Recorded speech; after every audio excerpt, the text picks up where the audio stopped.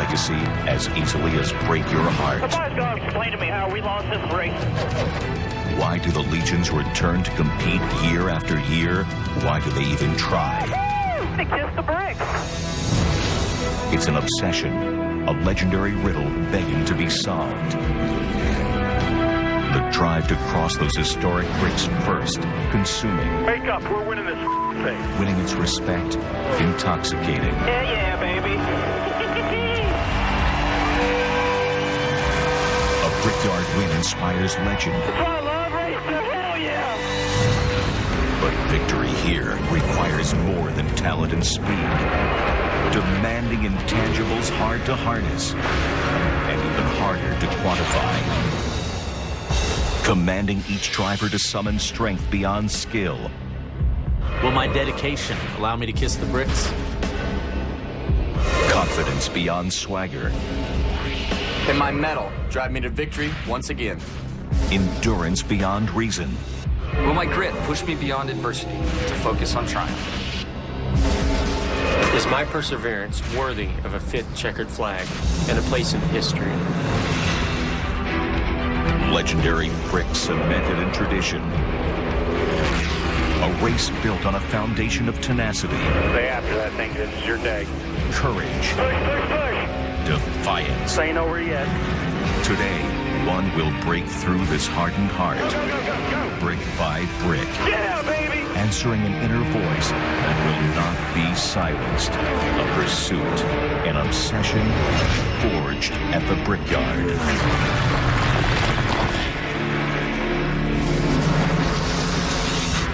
Some call it a cathedral, others call it a coliseum of speed. It is the Indianapolis Motor Speedway. Our coverage of the Brickyard 400 presented by Golden Corral. No track does more before a race than the Indianapolis Motor Speedway, and we don't want you to miss a second of it. So for that very reason, let's now go trackside.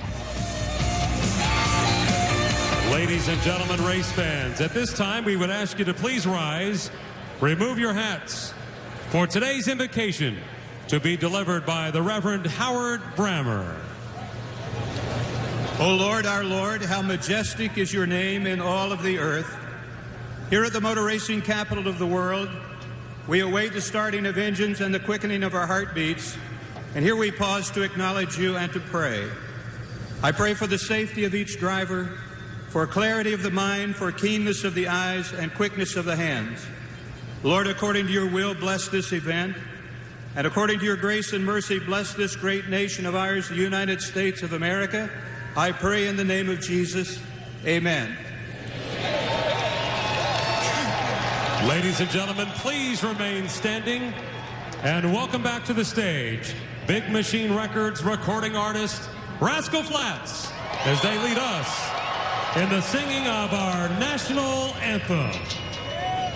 Oh, say, can you see by the dawn's early light what so proudly we hailed at the twilight's last gleaming, whose broad stripes and bright stars through the perilous fight o'er the ramparts we watched, we're so gallantly streaming, and the rocket's red glare, the bombs bursting in air, gave proof through the night that our flag was still there. Oh, say does that star-spangled banner yet wave o'er the land of the free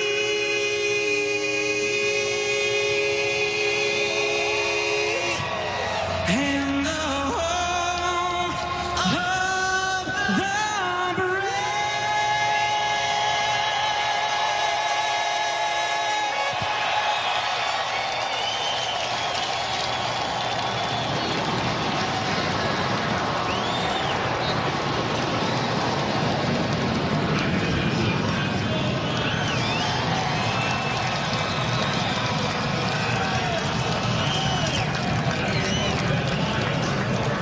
Jeff Gordon saying goodbye to his family as he climbs into the car. He will start 8th this afternoon, and he, of course, is going for his 5th win here at the Indianapolis Motor Speedway. Brad Keselowski got the win last night in the Nationwide Series, and on the back of his 2-car today, a special note for his boss. Roger Penske won here so many times in the Indianapolis 500, but no wins in the Brickyard 400. And when we come back, all the talk goes away, all the hype becomes reality. The Brickyard will grow to life. So many symbols of racing, so many of them unique to the track. Such a dramatic stage for 400 miles, which is what we will see next. NASCAR Sprint Cup Series Brickyard 400 is presented by Golden Corral. Help yourself to happiness. And in part by Sprint, proud sponsor of the NASCAR Sprint Cup Series. When you are racing at the Indianapolis Motor Speedway, history is always on the line. Chills and goosebumps are a common occurrence at this track, especially on race morning. 10 drivers have carved out their own piece of Brickyard history. 6 of them are in the field today, including last year's winner, Jamie McMurray, but there are a few other notable names on that list. Dale Jarrett and Dale Earnhardt among them. Dale Jarrett is upstairs calling this race this afternoon with the championship and race-winning crew chief for Dale Earnhardt. That would be Andy Petrie, and they are alongside Mr. Alan Bestwick. Sir, the floor is officially yours. All right, Nicole, thanks. We are so ready for this race to begin and see how this Brickyard 400 unfolds. We talked about how this race is a little different than most. How does that practically affect, from your experiences, the driver and the crew chiefs? Well, it's hard to prepare any more than you do for any race. You want to win them all. But when you come here, it's definitely special. You walk in that gate and you feel it. And what you have to do is try to kind of temper that a little bit and not to make mistakes and try to overthink things.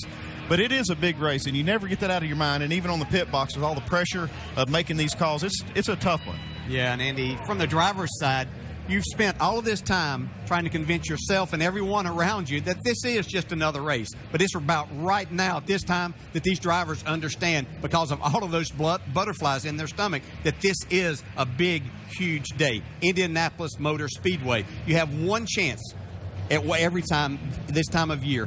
365 days you're going to have to wait if you don't do your job in these next 3.5 hours. So these drivers are feeling it right now because this is a special time. Points don't matter. Nothing else matters. This is the Brickyard 400. Dale, the start of every race is tense. All the cars packed closely together. Is the start of this one a little more tense than normal? Yeah, it really is, because you have such a narrow straightaway going down into turn 1. Everybody kind of says, okay, everything's going to be fine. Let's get through turn 1. And then they forget it by turn 2, as we saw happen right here. It can get away from you in a hurry. And this is exactly what you don't want to happen. Your chance at a Brickyard 400 trophy taken away in the early stages. And Andy, a lot of talk about strategy. It decided last year's race. Will it decide today's? I think it will, Alan. I think we've seen so many races this year come down to a strategy play, be it fuel mileage or a 2-tire stop or maybe no tires. So I think it will come down to it. There's going to be a lot of pressure, like I said, on these crew chiefs on top of the box, because there's a lot of ways to try to win this thing. Who makes the right call at the end of the race? Does someone get in a mess at the beginning of the race? We start finding all that out after the command to start engines, which is right now. Race fans, to say the most famous words in motorsports, the chairperson of the board of the Indianapolis Motor Speedway, please welcome Mary Hallman George. Gentlemen, start your engines. How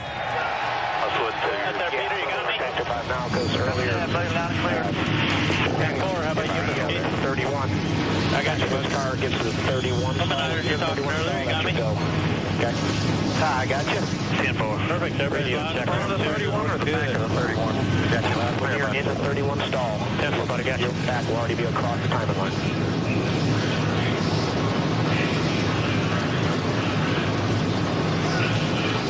So, we're almost set to go for this year's running of the Brickyard 400. When we come back to the Indianapolis Motor Speedway, we'll talk with our in-race reporter for the race today, Carl Edwards, driver of that 99 car, lined up 10th on the grid. Carl has his own unique victory celebration when he gets to the checkered flag first.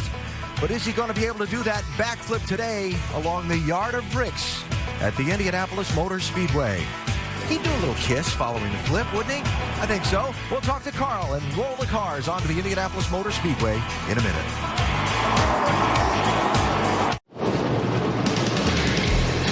Temperature 90 degrees in Speedway, Indiana, as the 18th running of the Brickyard 400 is about to get underway. Our telecast today presented by Golden Corral from the Indianapolis Motor Speedway, where we show you now across the top of the screen the starting lineup for today's race. David Reagan on the pole. Georgia driver with his second career pole position. He picked up his first NASCAR Sprint Cup Series win July the 2nd at Daytona. Could he get another one at one of the sports showcase speedways again today? Rest of the starting lineup rolling across the top of your screen. And when we get to the 5th row, you will see car 99. That is today's in-race reporter, Carl Edwards, lined up on the outside of that row. And as he gets set to roll off here, let's talk to him, DJ. Hey, Carl, Dale Jarrett, ESPN. You have a copy? I got you loud and clear, Dale. All right, Carl, thanks for talking with us today. Our first question comes from our ESPN mailbag, and Tim, Evansville, Indiana, asked, how important would it be to bring Jack Roush's first victory at Indianapolis Motor Speedway? It's a huge, huge race, and I didn't realize Jack had won this race until we got here this weekend. So for us, Aflac, Ford, Ortho, everybody, this will be a huge day. It's off to a good start. We had, a lot of neat stuff with Reba and Rascal Flats, all the big machine records guys, and I think our Fords have been strong enough that we can do it. It'd be cool to be the guy to do that, Hey, Carl, I know that you try to treat every race the same. You want to win them, but tell us your feelings right now and what's going on inside your head and your stomach as you prepare for this Brickyard 400. I'm just glad to be in the race car, be out here racing. I mean, this is what we all love to do, and I think Trevor Bain put it in perspective for me when we were going back and forth between ORP and here. He said, man, can you believe we're doing this? I said, what do you mean, Trevor? He goes, we're race car drivers. We're driving all over Indianapolis, getting to race at these places, and, it's just cool to be in this race car today. All right, Carl, thanks for talking with us. You have a great day. Now, Andy's going to talk to your crew chief, Mr. Bob Osmond. Thanks, guys. Hey, Bob, Andy Petrie in the booth. You have us? Sandy, how are you? I'm great, Bob. Been watching you guys all year long, all you crew chiefs on those boxes trying to outsmart everybody on pit road. I kind of wondering just how many pages do you have in that playbook today to try to win this thing? Hopefully I've got the right page, that's for sure, but you're right. It's been basically hat tricks here trying to figure out what to do at the end of the race to come up with a win. So got to stay on our toes here and look for that unique decision to get out front and win the race. Okay, Bob, good luck today. Maybe we'll talk to you later. Get in, Andy. Thanks. Carl Edwards and that 99 car and his team, Bob Osborne, leading, all getting ready to go in this running of the Brickyard 400. Carl carrying one of our 8 high-definition onboard cameras in today's race. In a moment here to talk about pushing the envelope of technology a little further forward to bring you more inside the action. In the past, the onboard cameras could only show you one view from inside the car. Now, ESPN and our partner Broadcast Sports have nudged that along further, where carrying the same amount of equipment, the same weight of equipment inside the race car, we can show you 2 views from inside the car. So, for example, we can see Juan Pablo Montoya at work while seeing where he's headed. You can see thread the needle. There's Dale Earnhardt Jr. See his view from atop the car and what we see of him driving the car. At some point, we'll show you just how hard these drivers have to work inside these cars today. And as the field completes the first of its parade and pace laps, we check down on pit road for some stories there. Dr. Jerry Punch, what have you got? Thank you, Al. A few years ago, the winning driver stood in victory lane here and sobbing and said, you just don't know what Indy means. Today, teammates Tony Stewart and Ryan Newman both do. Now, as native Hoosiers growing up here, they began coming with family at the age of 5. Both understand the history and heritage of this place. Both know that success here requires momentum and magic. And after a 1-2 finish at New Hampshire, they've got the momentum. As for the magic, well, only time will tell. Dave Burke.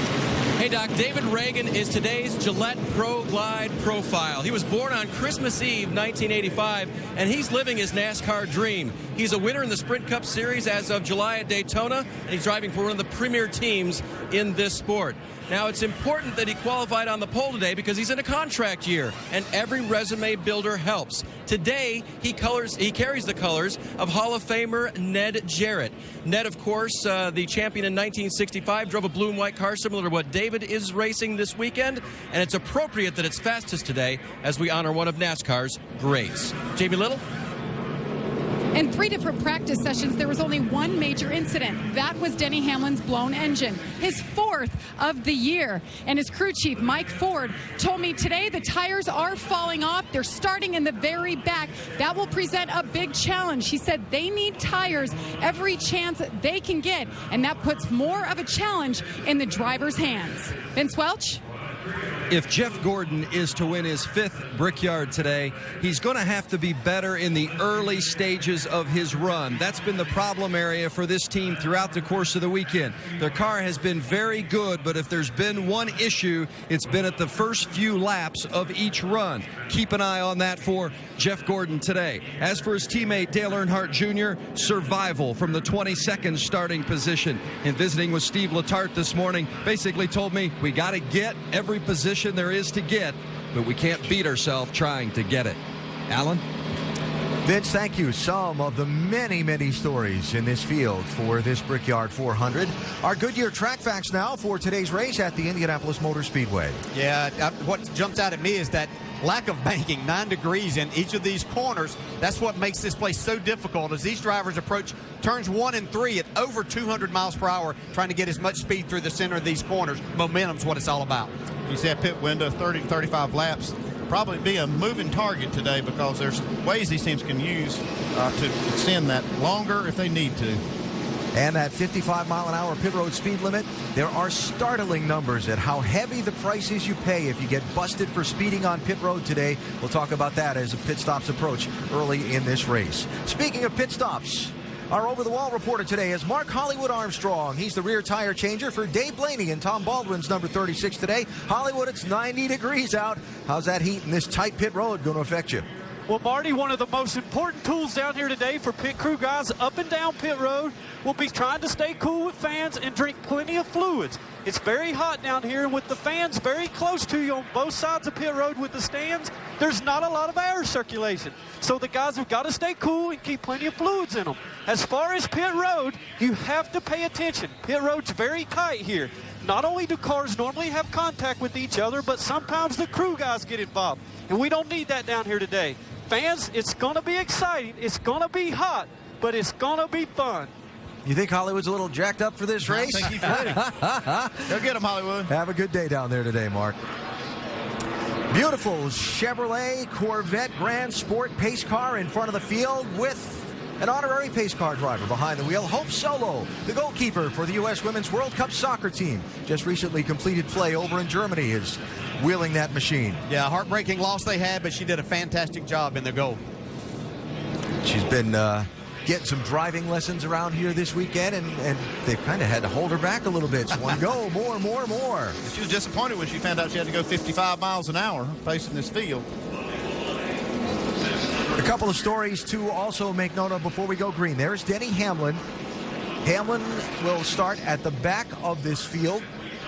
This was during practice here on Friday afternoon, late. The 11 car running very well for Hamlin until this. Yeah, you see it right at the start-finish line. It starts to come apart and then completely blows up, get in the corner. Very disappointed for this team having to start in the back. NASCAR's one engine per weekend rule designed to contain costs for race teams. You change the engine during the weekend, you start at the back of the field.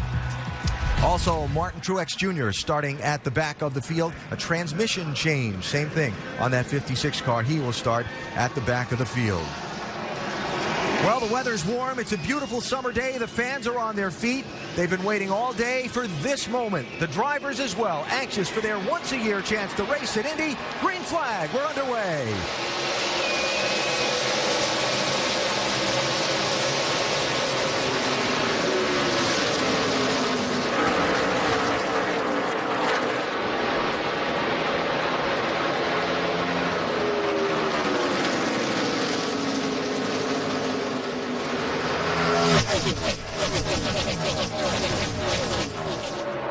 They all made it through the first two corners. Casey Kane in the 4 car takes the lead. Yeah, that's really a power move on that high side.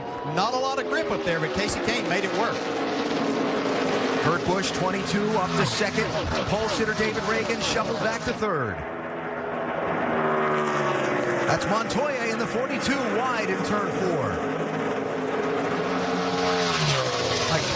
Kurt Busch got exceptionally close to the wall. Maybe a little contact with that turn 4 wall. Yeah, it looked like he may have had to just squeeze out of the throttle a little bit. You can see David Reagan taking advantage of that.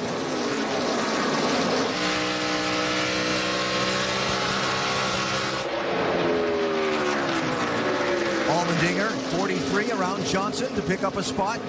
While ahead of them, they continue to race for second. Reagan holds off Kurt Busch. It's so important to be aggressive. I know there's a lot to lose in these first laps. But you got to be aggressive. Try to go for this track position. Man, he got it good. He got it really good. I hope he didn't do any damage to that car, but he did hit it pretty good. Yeah, we've seen these cars be extremely tough, but you can't abuse them too much and get the most out of them throughout the day. It's like Jeff Gordon's on the move. I've seen him be very aggressive, trying to get these spots early. So he just got another one over Matt Kenseth. Gordon started in the 8th position. He's up to 6th in just the opening couple of circuits. Yeah, this was the one thing that they were fighting, low air pressure.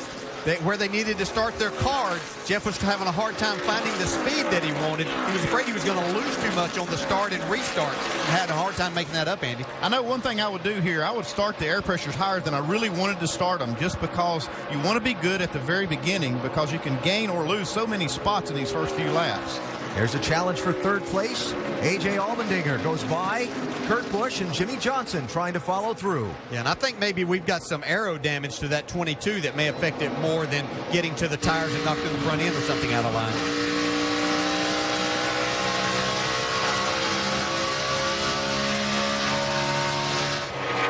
Here's Jeff Gordon on the move again, the 4-time winner.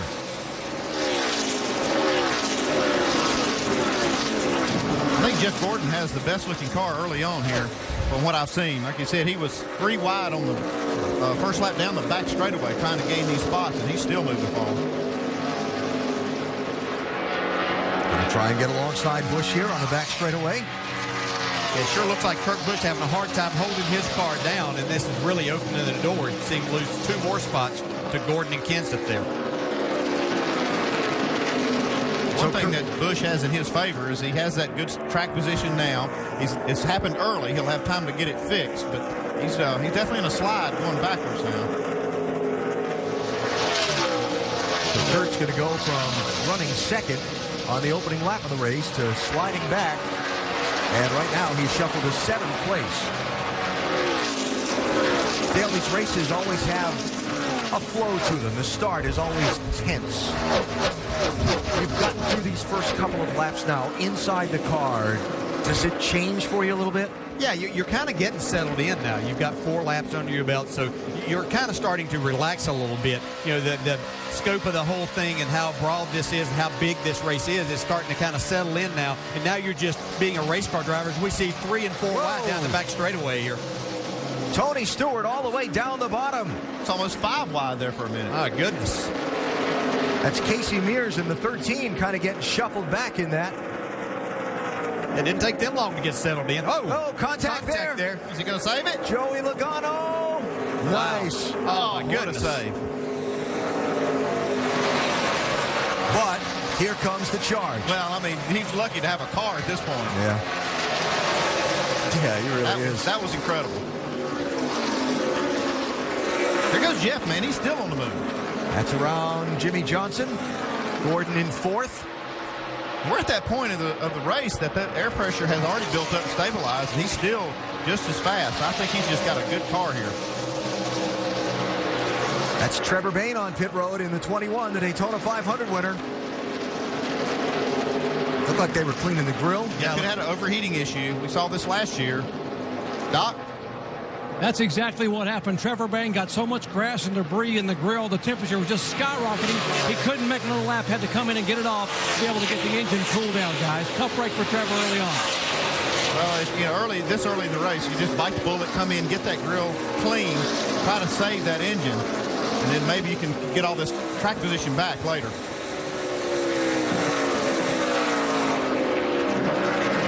So Joey Logano, after that slide in turn number 4, has shuffled back to 28th position. But I like your view on that, Andy. He's lucky to have a race car in one piece. His right rear tire might be a little worn. That's Dale Earnhardt Jr. in the 88. He gets in the left rear pretty hard. Right here's where Joey just does an incredible job. And you just, a lot of tracks you'll have banking that'll help you hold that car there when it gets out that far. See, Junior being pretty aggressive here. He's really not up there that far. Look, Joey surprised him back down. Look how sideways this race car is. Oh, wow. So again, Logano has slipped back to 28th, Jamie. And I talked to Joey just before he got in the car, and he said, we really don't know what we have. The car hasn't been handling great, and the speed hasn't been great, and that could have led to that incident. Now he's saying the car is so loose, he's dying to come in, but his crew chief said, no, you got to stay out until the first caution.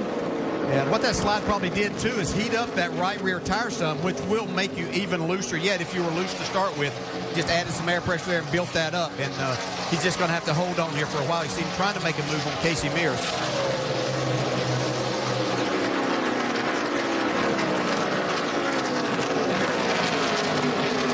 It's so tight into these corners here. Yeah, it really is. There's one groove that you want to be in. You can make that upper side work a little bit. We'll see more of it as the day goes on. They get some rubber up there, but it's basically everybody trying to go for that same piece of real estate.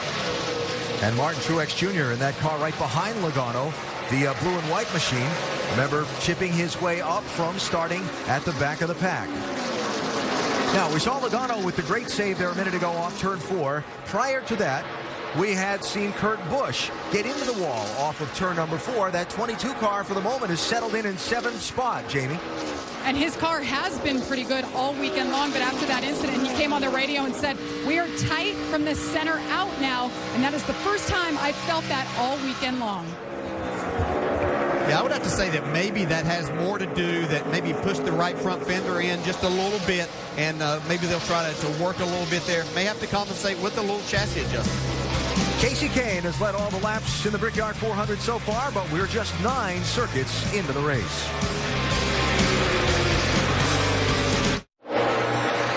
Chevy brings you Drive It Like You Want It. Enter for a chance to win a new Chevy Silverado and a trip to Texas Motor Speedway and meet Team Chevy drivers Mark Martin and Jeff Gordon. Visit driveitlikeYouWantIt.com now. Kasey Kahne leads the Brickyard 400 by 3.3 seconds over second place, but a change of positions right behind second place. Jeff Gordon is on the move. I think that Chevy's driving like he wants it for sure. Jeff Gordon is on the move. Driving like he wants to win with it? Yeah, driving like he stole it. But he's been consistently the fastest car on this monitor for the last 5 to 6, 7 laps. He's going to have second place here on David Reagan in just a minute. Vince, pretty good for the 24. Well, you know what's most interesting, just as we told you in the open, and DJ commented on it as well, that was their concern, was that the car would not be manageable in the early laps of the run. Alan Gustafson, the crew chief, said, that's my concern. If that is good, we're going to be real good today. I think you've seen it here in the early stages. They've got that part of it handled, at least on this first run. Yeah, Alan's got to be smiling right now because what he sees, he's got to like this. He was smiling this morning when I talked to him back in the garage area. They felt like, even though their practice times were maybe inconsistent, he thought they had a good piece for this race today, and it's proven it so far. The man who's dominated this race the last 2 years is that one, Juan Pablo Montoya, in the Ganassi Racing 42. Montoya dominant, but without a trophy to show for it. Both last year and the year before. And there's that pass for second place. He's got one more to pass. I don't think it'll be too much longer. He's got about 4 seconds till he gets to Kasey Kahne. Yeah, at this point in the race, you can see both A.J. Allmendinger and David Reagan pretty much give Gordon that spot. And this is a time that you could learn. Is there something that this 4-time champion of this race and 4-time champion of the sport is doing that we can learn from and make our car better and our effort better throughout the day? Talking about Montoya just for a second. Started in the 7th position. Has fallen back to 11th. Right behind him is Brad Keselowski in the 2. And Jamie, he started up in 5th. Yes, he did. And he got on the radio and said to his boss man, Roger Penske, I know how much one of these would mean to you. I'll give it my best. It hasn't been a race-winning capable car just yet. He is so tight. He said he's trying to take care of the right front, and it's all he can do without free-falling back through the field. He's already lost 7 positions, Alan. And the next car behind him is Greg Biffle, seeing if he can kick Brad Kay another spot back. DJ, when a driver says he's trying to take care of the right front, what's he actually doing inside the car? Well, you're probably not driving it quite as far into the corner. You're wanting to stay off the brake as much, and then you're easing back into the throttle. Just try to keep the load off of that right front tire as much as you possibly can. And I always found if I had a tight race car that we needed to adjust out, that was going to help us with speed and was going to make the car drive better. If it were the other way around, a looser race car, sometimes that's more difficult to adjust in, and sometimes you lose speed. So hopefully they can get that 2-car worked on. Little twitch and a bobble there for Greg Biffle entering 3. Right behind him, Paul Menard 27, Kevin Harvick 29. That's for 14th and 15th. This is the leader, Casey Kane, and here's the gap from Kane back to Jeff Gordon.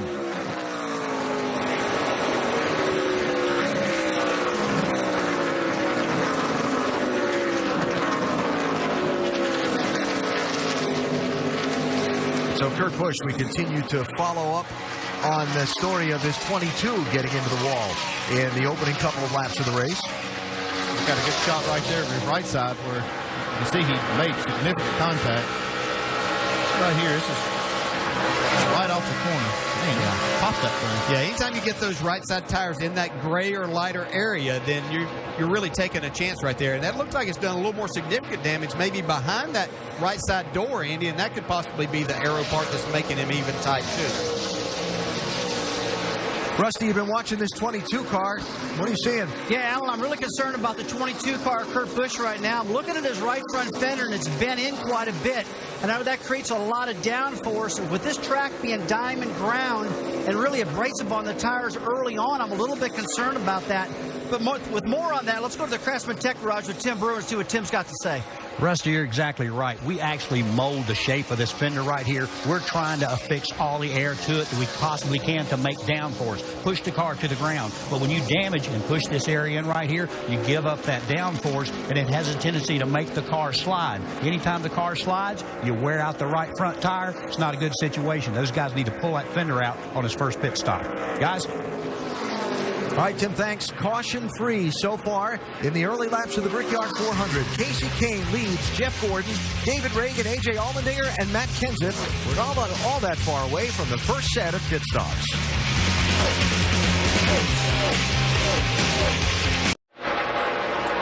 Back at the Indianapolis Motor Speedway, we are 21 laps complete. Casey Kane has led the entire way. Time for the AT&T Fastest Pit Crew of the Year award. The fastest pit crew is determined by the winner of each race, the fastest pit time, and the fans vote. Be sure to text the car number to 234-567 for your pit crew choice.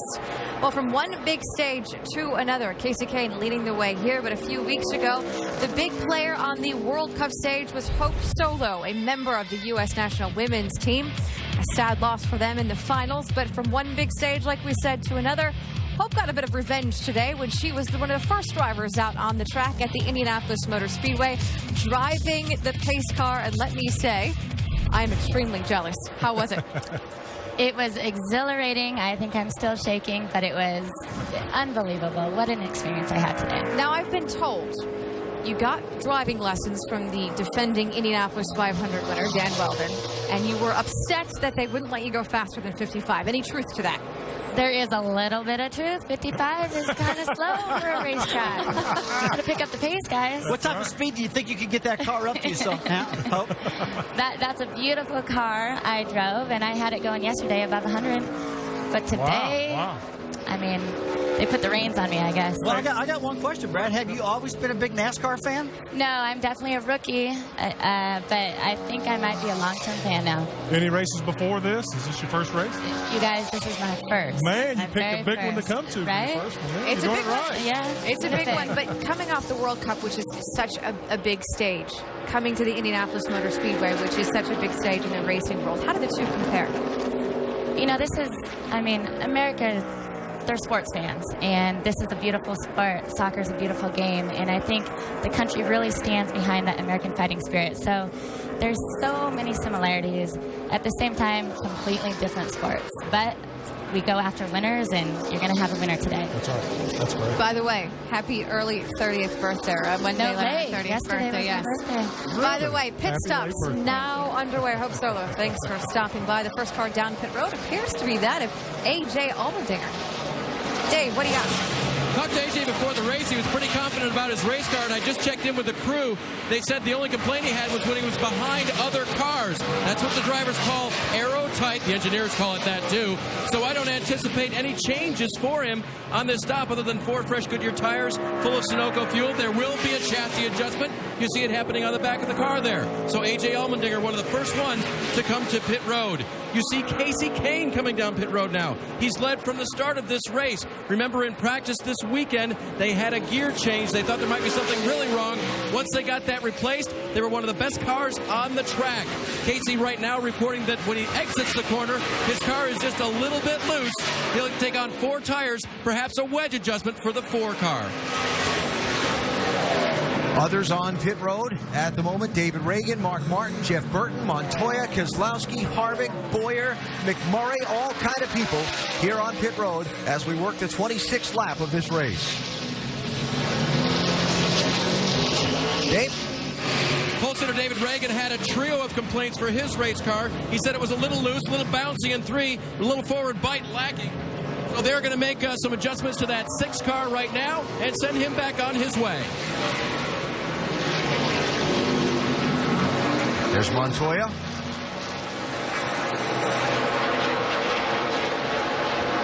Jeff Gordon, the race leader, has not stopped yet. While this whole rash of cars, let's see, I don't think I mentioned Stewart, Hamlin, Kyle Busch, Bobby Labonte, Ryan Newman, all in that one rush to pit road. There's Reagan coming out, just even with the leader. Kurt Busch on pit road. See if they give that right front some attention, Jamie. That's right, a little bit of damage up front. Made the car tight from the center out.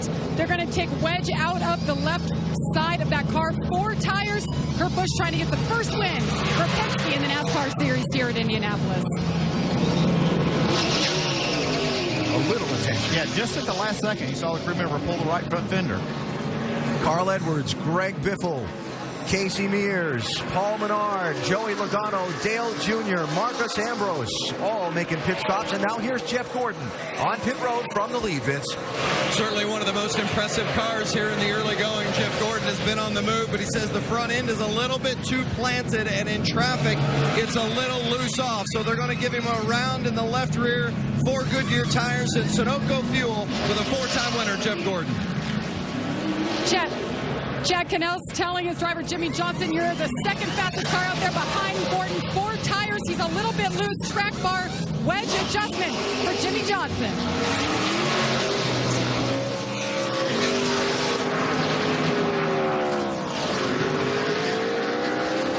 So you see some of these who...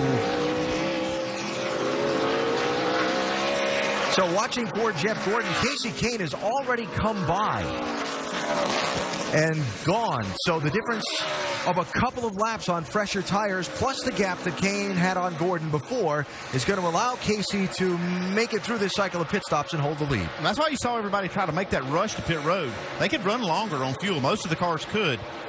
We're seeing a penalty now on Tony Stewart coming back in. Penalty is for, watch that orange cone. Yeah, he kind of got forced out by Harvick.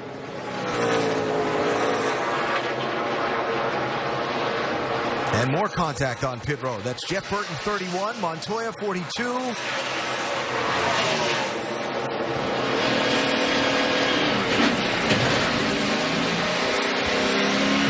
Jeff Burton, I think, maybe lost a little bit of a sense of where he was as far as in relationship to his pit. You normally won't stay out quite that wide, especially with someone right on your bumper.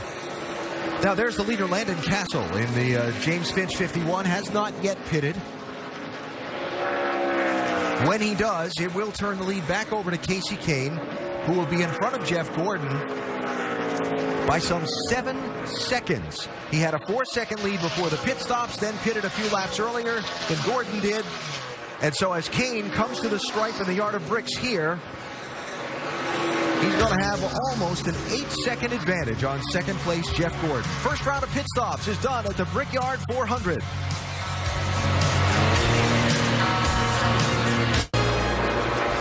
And today on a 90-degree day in Speedway, Indiana, it's the 18th running of the Brickyard 400. Live on ESPN, our telecast presented by Golden Corral. You're looking at the race leader, Casey Kane, in that Red Bull number 4.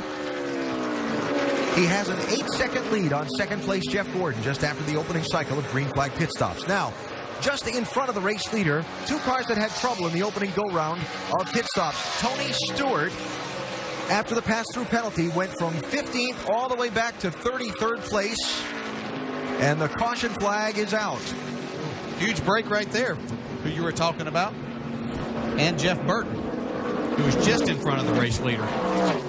There is debris on the racetrack, which has brought out the first. I just saw the 21 car going by really slow down the front straightaway here. I don't know if he might have had a tire issue. Well, first of all, the cone's on the racetrack, the commitment cone. Yeah, that's the one Tony Stewart hit. And there's a, looks like maybe a drink bottle,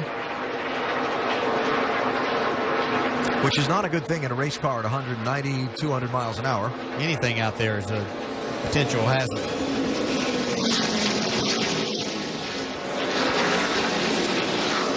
So first yellow flag of this race, some 34 laps into the distance. Now everyone was just on pit road under the green, Andy. Yeah, you'll see a lot of cars come in and change 4 tires though, because we've seen this tire fall off in speed quite a bit. So we'll see them, most of them come and get 4 tires. It is an opportunity though for some of the teams to maybe take 2 and steal some track position. David Gilliland in that 34, the first car 1 lap down, so he is the Aaron's Lucky Dog free pass recipient on this caution. Means he'll get to pass the pace car and come back around and rejoin the lead lap.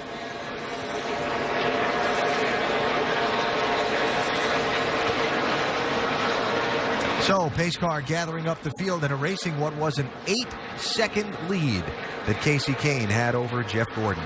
Yeah, just like we talked about, Casey Kane made that stop a little earlier than the other cars, and he ended up gaining a lot just because that tire is so much faster and when it's new, and with those that had about 25 laps on them. Now, Jeff Burton was the other car that got in trouble on that first round of pit stops. We showed you the caution between he and Juan Pablo Montoya, which created another problem. Yeah, and actually, Jeff Burton, I think, was almost by his pit. When he got the contact from Montoya, it really knocked him by his pit. He had to go out and come all the way back around. So it was like a pass-through penalty and a big, big break with this caution. Yeah, he's got a new crew chief, and typically it's the crew chief that calls those last few pit stops when they make that, that stop. So I think could have been just a little confusion there, just a little bit of jitters maybe to start with the crew chief. Did I say Gordon instead of Burton there before? No, I think you said. Okay. No. Pit stops. Who's in, who's not? Looks like the top 2 stayed out, Kane and Gordon. Third place, Matt Kenseth is the first to make the move to pit road. This is going to shuffle up some track position a bit. And this will be interesting when we see these cars restart. You can see one car that started in the back there, Denny Hamlin, go by still on the racetrack. So he's going to use this to try to gain some track position. I thought we heard Mike Ford say he wasn't going to try to do anything fancy to get track position. 2 tires on Matt Kenseth's car there.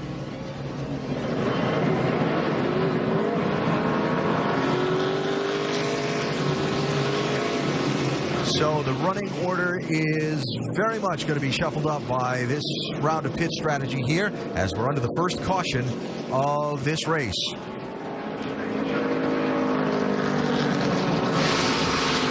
Where did that drink bottle come from? Like Kyle Busch, he tried to throw it in the grass, but it came back out on the track.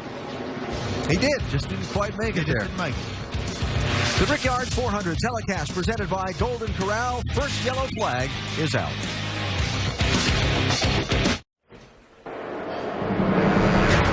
100 years of racing history at the Indianapolis Motor Speedway. NASCAR racing here since 1994. Today, the 18th running of the Brickyard 400. Hasn't been entirely smooth for some. Kurt Busch with a bump on the wall early. Joey Logano with a beautiful save after a nudge from Dale Earnhardt Jr. And now the first caution out for debris on the racetrack at lap number 34. Our telecast today presented by Golden Corral of this 18th Brickyard 400. While we continue to work the caution flag, take a minute to remind you that tonight it's the Fram Autolite NHRA Nationals on ESPN2, the finals at 11 Eastern Time. On the NASCAR Now Monday Roundtable tomorrow, Dale, Rusty, and the winner of this race, 5 Eastern ESPN2. Next weekend's action for the Nationwide Series is at the beautiful Iowa Speedway. Saturday at 7 Eastern on ESPN2. And the NASCAR Sprint Cup Series moves to the old tricky triangle, Pocono Raceway in Pennsylvania. That's next Sunday, noon Eastern on ESPN. Unique racetracks back-to-back weeks. So you see the field doubled up behind the pace car, which means we're going racing when they get back to the front straightaway next time. Saw Tony Stewart bounce off that cone earlier. Well, you got to have it just in the right place. Okay, it wasn't exactly where he wanted it. Okay, maybe that's where I want it. And get out of the way. Yeah, here they come. Time. See, Jimmy Johnson's going to act like he's going to come in here. Let's stay out. I'm surprised to see that many cars stay out. We'll see how it works. You know, this tire falls off about a second after they run 5 or 6 laps. Dave? Hey, guys. Carl Edwards has been radioing in that he's had some issues with the motor. Something doesn't feel right to him. Crew Chief Bob Osborne's been monitoring that. Bob, what do you think is going on? Well, it's really hard to say right now. We're just watching the gauges, and he's keeping an eye on everything, and we'll play it by ear and see what happens. But we just got to go with what we got and hope for the best. You told me earlier surging was the word you used, the feel that he has? Yeah, that seems like a good description of what he's telling us. It's just surging down the straightaway. Thanks, Bob. Alan, hopefully they can get that. Actually, if they don't have to figure it out, maybe it'll fix itself. Does that ever happen? Yeah, it does. Not usually. This green flag restart presented by American Ethanol. Green flag.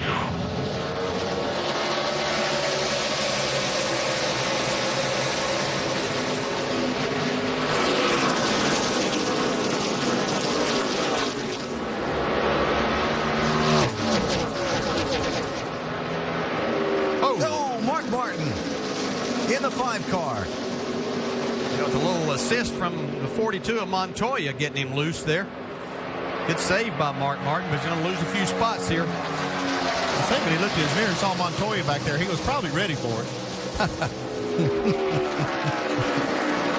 Become kind of a common theme, but see last year's winner, Jamie McMurray, up on the high side trying to go around. I believe that's Landon Castle in the 51. Yeah, Landon stayed out under that last caution.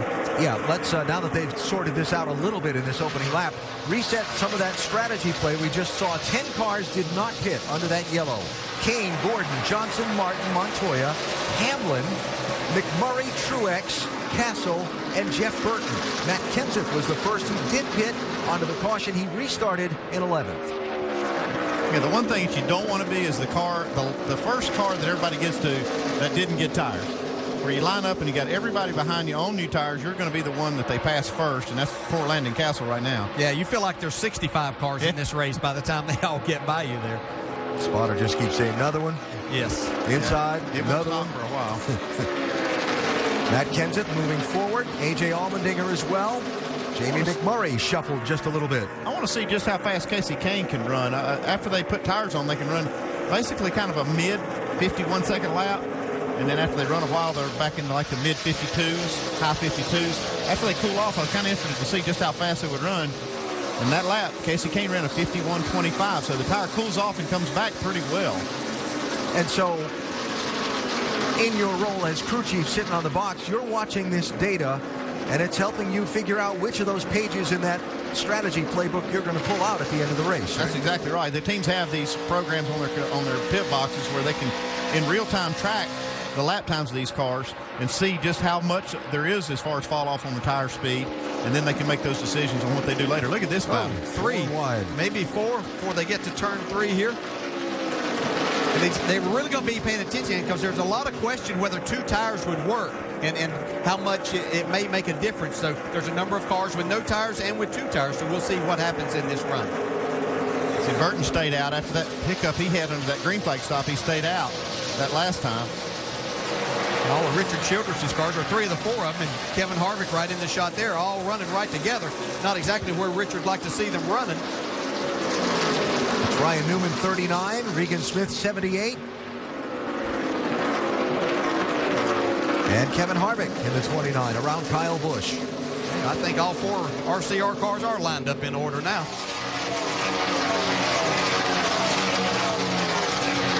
By the way, Casey Mears has just come to pit road under the green flag. David Rudman pulling out, trying to make a pass on Tony Stewart and Joey Logano. Joey's out in no man's land right there. Not a place you want to be. Wow. You know, Logano started this race at the back of the field the last 2 years because of the 1 engine per weekend rule and some engine troubles they've had. He passed a lot of cars in both races. I think he's had a more adventurous day in the 43 laps we've run here so far. Yeah, he almost got to the back of the pack earlier when he got hit by Dale Jr. and made a great save, but trying to move back forward now. Bobby Labonte in the 47, not quite able to try and get that spot on Brian Vickers in the 83. That's pretty deep in the field there. That's 28th and 29th as they sort some things out after this restart. We've watched this racing, you know, we always talk about how difficult a place it is to pass, but we've seen a lot of passing here in these first 42 laps. Now Sprint brings you an inside look at the chase for the NASCAR Sprint Cup. Biggest mover in the race so far. Denny Hamlin in that 11. He's passed a ton of them today. 35 of them so far. Started at the back of the field, and Hamlin is all the way up into decent position. He's in 5th right now, and part of that was strategy, but part of it was him driving up through. For more NASCAR stats, in-car audio, and live race radio, check out NASCAR Sprint Cup Mobile at sprint.com/speed. Jamie? Well, Alan, exactly. With Denny Hamlin starting 40th, he was down and out after practice on Friday. A blown motor forced them to the back in a car that he told us was capable of winning. And he thought, this is Indianapolis. There is no way I can win this race from way back here. But like you said, strategy and a little bit of racing action. The car is good. He is now in contention, top 5. Jamie, he drove from the back up to 22nd before making the strategy play in another unscheduled stop. Dale Earnhardt Jr., Vince. The problem for Junior is the fact that he's got some debris on the grill. There you see him cleaning it off. The temperature had risen up to 300 degrees, so they put a little fuel in it, cleaned off the grill, and off goes Junior. He moved up to 11th position, was having a pretty decent run, Alan. That's the 3rd car, Vince, we've seen come down pit road for that, cleaning the grill. We saw Bobby Labonte and Trevor Bayne have to make green flag pit stop to clean the grill. Casey Kane leading Jeff Gordon by 1 second. As we are just past the 1/4 mark of the Brickyard 400, telecast presented today by Golden Corral. Back at the Indianapolis Motor Speedway, Paul Menard currently leads the way for the AT&T Fastest Pit Crew of the Year award, but you do have a say in how this one works out. Vote from your AT&T phone by texting the car number to 234-567 for the pit crew you think is the fastest and most valuable right now. 48 laps complete. It has been all Casey Kane. Has led from lap 1 to now. There he is, crossing the yard of bricks where he hopes to be on the very last lap of the day. It's Kane, Jeff Gordon, followed by Jimmy Johnson, Juan Pablo Montoya, and Denny Hamlin is in 5th. Let's get you caught up to speed right now with Nationwide Insurance, starting with the guy in 6th place. That's Matt Kenseth. Caution out on the track. Alan, let's go up to you. Second one of the race.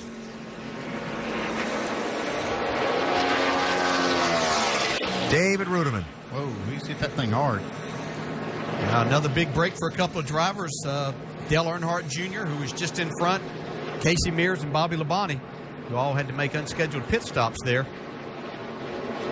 David Ruderman running in 21st position when that happened. I don't think there's no way you can fix it, but And so this gives those guys that stayed out last time. Yeah, this should kind of reset it. I mean, you think maybe a couple of them might try to stay out again or maybe get 2 tires, but the guys that didn't pit will definitely come. Marcus Ambrose, first car a lap down, is the Aaron's Lucky Dog free pass recipient on this caution. Ambrose running in 32nd position. Will come back around and rejoin the lead lap. This worked out great for Denny Hamlin because he did get to steal a lot of that track position the last time. He's up to 6th place, and a lot of cars will be coming to pit road, so that's kind of a reset for him and a good break. And then you get back to that whole thing of, okay, so the guys like Kane and Gordon and Johnson that didn't pit on the last caution, maybe looking for 4 tires here, but the guys who did stop on the last one maybe just getting 2. Whoa, looked like a tire. Yeah, definitely looked like a right front went down. You can see that here. It happened, but that would probably be an ill-handling car where the driver's having to use more brake, builds up that heat, and it melts the bead on the right front tire. So Ruderman is going to have some problems. Yeah, another driver that gets a big break here is Jeff Burton. You know, he had that hiccup on his first green flag stop, and now he stayed out. He'll get a lot of that track position back because he's 15th. And I would be surprised, these drivers that took 2 tires on that last one, that's going to be putting a lot of laps. You could possibly get a lot of laps on those left side tires and be giving up something if you opt for 2 tires again. So this could be a situation that the field is kind of saying, okay, everybody's going to kind of get 4. We won't lose too much. Decisions. Yes. And one thing that kind of makes that decision is how many cans of gas are you going to need here? And the cars that didn't pit will definitely need more than 1 can, so they might as well get 4 tires. And if some of the guys in the back need to spend less time by taking 2 tires than the guys in the front, this pit road really gets narrow at its turn 1 end. Watch for some possible bent fenders if we get that kind of a strategy session here on this pit stop. Here they are, Vince. For Jeff Gordon, he says if you snug this thing up just a little bit, we're going to be flying. So what they're going to do is snug it up just a little bit. 4 tires and going to go down on the track bar 1 round. Jamie Little. Jimmy Johnson had a vibration early on. You see our quad split pit road right there. Jimmy Johnson lower left. 4 tires is the call, telling him to drink fluids. Let's go to Dave. And Casey Kane in the 4 car, the leader. He will get 4 tires. No adjustments to that race car. The 42 of Juan Pablo Montoya. It was tight. Look for the contact here. Wow. So the running order there is going to get shuffled up on pit road. We'll reset it and restart it when we come back to Indianapolis.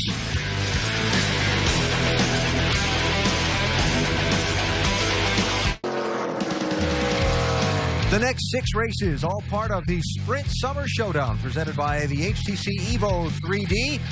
You can go online to sprint.com/speed, pick the winner of each race. If your driver wins and then wins at the Atlanta Motor Speedway Labor Day weekend, you, the driver, and the driver's charity can each win $1 million.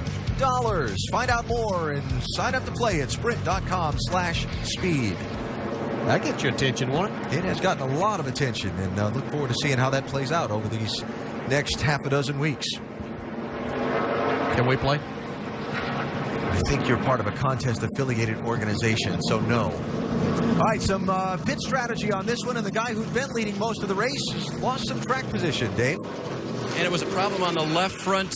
Kenny Francis is a crew chief. Understand dropped a lug nut, putting a tire on?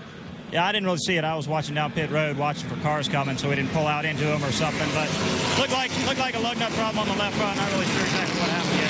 How good's your car in traffic? I don't know. We hadn't seen it yet, so it's hard for everybody in traffic. I think we got to come behind like the 31 one time and 47 there, and it was pretty hard to pass them. So we'll have to see. Hopefully it'll be good enough to go. Thank you, Vince. With Alan Gustafson, the crew chief for Jeff Gordon, you told me earlier in the day the car at the beginning of the run was going to be the key. How much better is it than what you had earlier in the weekend? Well, I mean, the drive-in hunger Chevy's good. We were a little bit better in traffic than we were in clean air.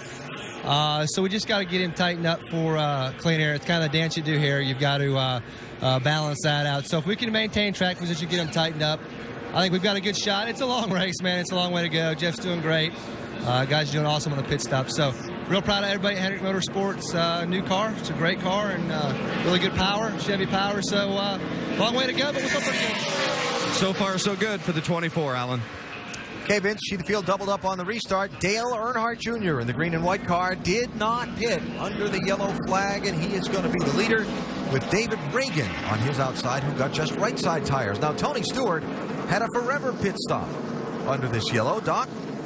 A lot of time on pit road for Smoke here. The car was too tight, so they took a packer out of the right front. But also, Tony had bounced it off the wall about 4 laps ago. They took time to roll all the fenders, make sure they had no rubbing on any of the fenders, made a major chassis adjustment, air pressure. And as Darian Grubb said, what else is going to happen to us today? We already had a pass-through for hitting the commitment cone. So now Tony restarting back in 28th spot. All right, Doc, thanks. Pace car will head off here. It'll be Earnhardt Jr. inside of Reagan, Kyle Busch and Jeff Gordon side by side in row number 2. And behind them, Jimmy Johnson doubled up with Matt Kenseth as they come to the green flag for the restart and crank it back up into turn number 1.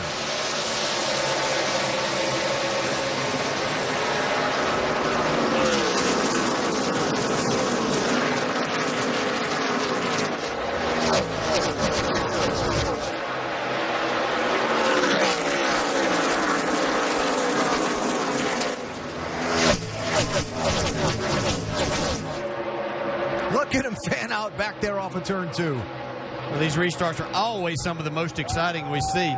See Junior get a nice jump and good run out of there. Saw a little smoke out of the left front of Kyle Busch. Could just be some air pressure deal, or maybe has a fender bent in a little bit on the tire.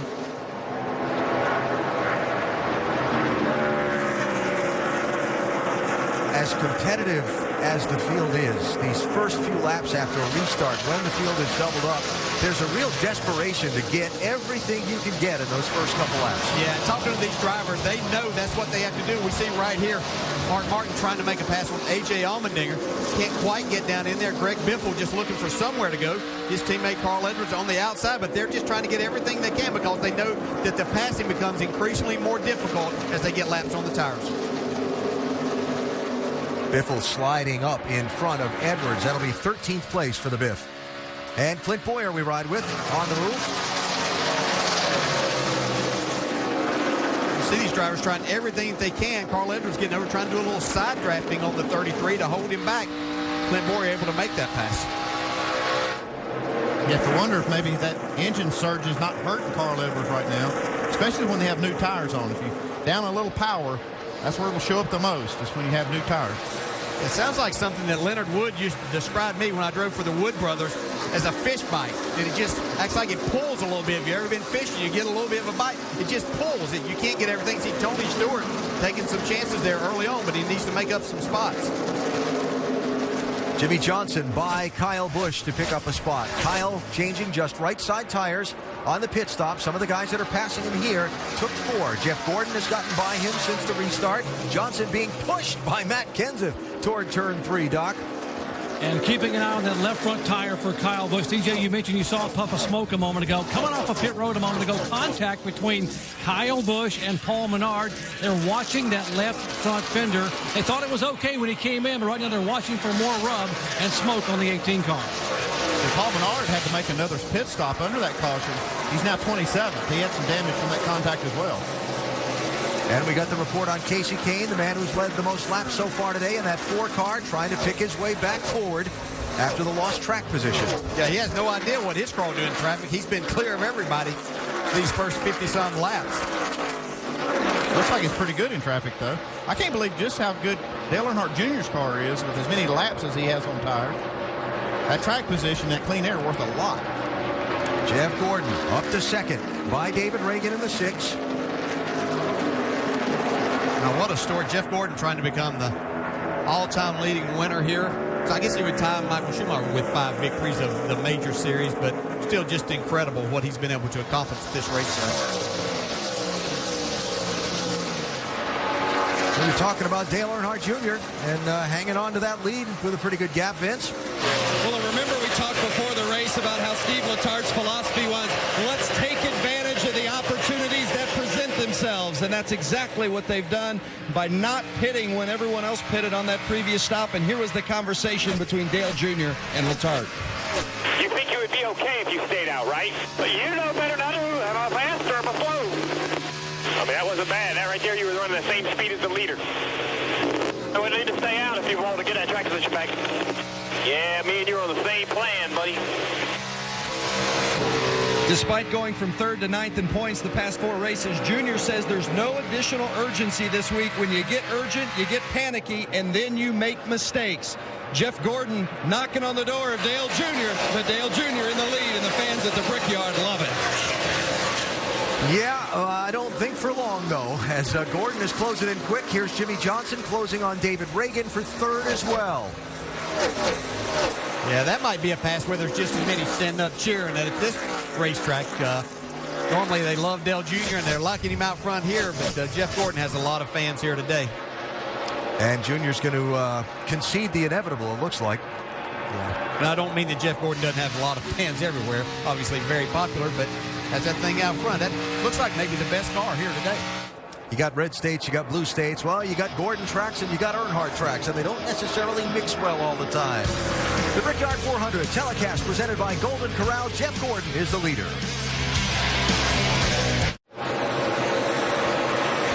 Jeff Gordon leading at the Indianapolis Motor Speedway. Don't forget to play the DirecTV head-to-head knockout. Go to ESPN.com, search DirecTV, and fill out your brackets today for a chance to win $1 million.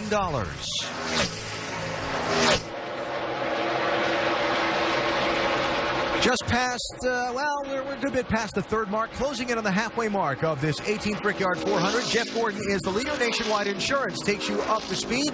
Check in on how some of the front runners are faring. Vince? I think there was a lot of anticipation when Jeff Gordon was paired up with crew chief Alan Gustafson when Hendrick rearranged its lineup at the end of last season, and it has not been a disappointment at all. Gordon has already won twice this season, and Gustafson told me this morning in relation to Jeff Gordon, he's as good as advertised, and they've certainly been that good today. Dale Earnhardt Jr. in the 88 car. A lot of the fans have been excited about seeing him run up front again. He's really struggled over the last few weeks, and in fact has just 2 top 10s here at the Brickyard in 11 starts. But he's had a better car than the finish has always indicated. Today, they want to make sure they get the good finish. Jamie Little? Vince, by the way they're running, it's hard to believe 1 year ago Hendrick didn't have one single car finish in the top 10. When it comes to the 48 and Jimmy Johnson, it has been feast or famine. The last 7 races, he's won 3 times, but he's finished 22nd or worse the other 4. Today, he told us at the start of the show, today will be a feast. The car's a little bit loose, but it's good. Dave. Jamie, Matt Kenseth started the weekend as the fastest car in first practice, but crew chief Jim McBetting told me it's been a struggle for them. Matt didn't really even like the car on that lap. He started 9th, and on this last pit stop, he took 4 tires, if anything, slightly tight. A very good race car today for the 2-time winner so far in 2011. Behind him in the fifth place will be the 4 car of Casey Kane. This is the car that crew chief Kenny Francis didn't know if he would be able to run through traffic. He restarted 7th. He's up to the 5th place now.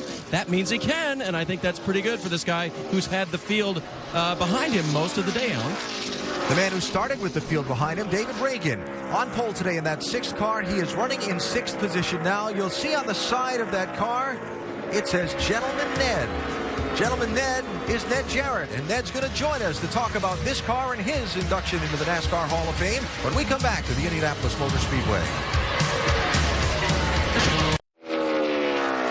It's the Brickyard 400 from the Indianapolis Motor Speedway. Make sure to go to NASCAR.com for all your latest NASCAR information. ESPN's live coverage of the NASCAR Sprint Cup Series beginning today and running right through the final checkered flag of the season in mid-November down at Homestead Miami Speedway. Jeff Gordon in pursuit of a 5th win in this race. Out in front, new 2nd place runner Jimmy Johnson by Dale Earnhardt Jr., who now runs 3rd. Matt Kenseth is 4th. Casey Kane is 5th. That number 6 car that David Reagan drives, the UPS Ford for Roush Fenway Racing, normally looks a little different than it does right there. But in honor of the selection to the NASCAR Hall of Fame of 2-time champion Gentleman Ned Jarrett, the UPS folks decided to paint that 6 car up like the car that Ned won the 1965 championship with. That blue paint scheme and the white wheels. Looks pretty nice. Was fast enough to win the pole, and again running well today. And the man who is being honored has joined us in the Pagoda in our ESPN broadcast booth. Gentleman, Ned Jarrett. Ned, great to see you. It must be a hoot for you to see that car. Oh, it is. It's such an honor for the honor this weekend for the Hall of Fame induction back in May, and have the car painted my colors and the white wheels and all of those things, and then to come here and win the pole, well, that was a lot more than I expected. And we've all been talking and laughing about the white wheels. I guess you're in on that act too, right? It's the white wheels that make it go fast? Oh, no question about it. Absolutely. Because qualifying, they hadn't run them in practice. They put them on for qualifying to see what happened. That's right. And then they took them off after the first pit stop. Well, maybe they need to put them back on. Yeah. They said if they fell back in the race, they might get them some white paint and paint the other wheels. There you go. This racetrack is so difficult. You've obviously covered as a broadcaster for many years these races. What are you seeing? Well, it hasn't changed as far as being difficult to pass. Yeah, it's difficult to pass. You see Jamie Murray look like coming into the pits. Is this a scheduled pit stop? I've got a little behind here. Yeah, it's a little early. Hey, that's an unfair question for me to ask you, huh? You've been running around doing the VIP Grand Marshal duties, huh? Yes. How about the one car, Dave? Early or scheduled? Alan, his car was too loose in the last pit stop. They tightened it up way too tight. He'd lost 10 positions on the racetrack since the restart, so they made a track bar adjustment and changed 2 tires. That's probably a good move, because we saw David Rudeman, was it, that crashed earlier because his car maybe had been a little too tight, maybe abused that right front. If it's way too tight, it's good to just get it off of there and just bite the bullet. So you see McMurray cycling back out after that early pit stop, and he needs this thing to stay green until it comes back around. DJ, you stand here next to your dad, and you get to talk about a lot of things. Obviously, he was a great mentor to you in your career. Now, as you think about his selection to the NASCAR Hall of Fame, what do you think? Because I know he's not going to brag on it. Yeah, well, I was first off trying to be quiet. I didn't know if there are any regulations to Jarrett to being on the air at the same time or not and speaking too much. So we wanted to hear from him. I talk too much as it is, but it has been quite an honor. It's been a great year for our family, and watching our dad being honored into this second class of the Hall of Fame. So we're obviously very proud of his accomplishments and all he's been able to do, and his continued support of NASCAR. That's what my dad has basically lived his life, whether it was driver or as a broadcaster or working for Coca-Cola or UPS, whoever it was, but just continued that. So we're very proud to have him and being honored this weekend. We see Brad Keselowski in the pits, Jamie.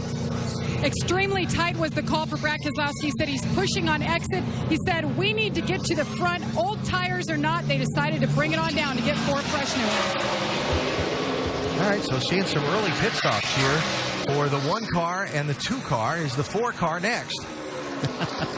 Just curious. That's all. Just curious. If we're going in numerical order, I guess that would be the next one. Yeah, there's Casey Kane, who is running in the 5th position. By the way, Keselowski was 23rd before his pit stop. McMurray was 29th. McMurray's now 32nd, and Keselowski still cycling back in after coming off the pit lane.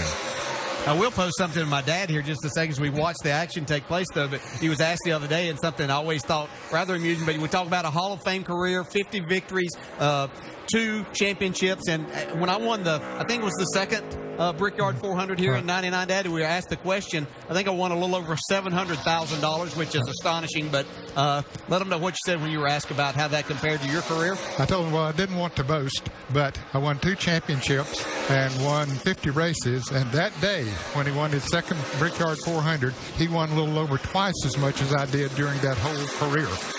In the entire time. Yeah, that changed a lot. And thank goodness for it. Ned, the sport, Dale was talking about supporting the sport.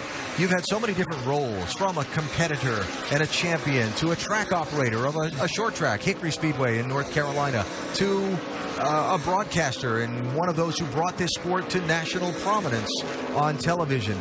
What gives you the most pride? Well, I've truly been blessed, Alan, as far as opportunities in the sport. And I think when I started broadcasting, it became a bigger challenge to me than driving the race car, having grown up on the farm and working at a sawmill, and then one day to be able to work for national television, including ESPN. That was very, very special to me. And to see it from its very humble beginning in the sport to what it has become today, what you folks are able to do. Dale Earnhardt Jr. pits from 3rd place, Vince. That's right. He just says that they're beating him on the straightaways. He doesn't feel like he has the straightaway speed that he needs. They're going to make a 4-tire change and an air pressure adjustment for Dale Earnhardt Jr. But when you consider where he's come from, it's been a good day today for the 88. And again, Andy, he needs this whole thing to cycle through around a green flag stops. Oh, if this thing cycles all the way through green flag stops, this is going to be a huge win for Dale Earnhardt Jr. because I never thought that he could stay as far up as he did during that run. You see Junior, you see the leader, Jeff Gordon, coming down the front straightaway on the left side of the screen. The top 5 as our ESPN telecast of the Brickyard 400 is presented by Golden Corral. We'll continue in a minute.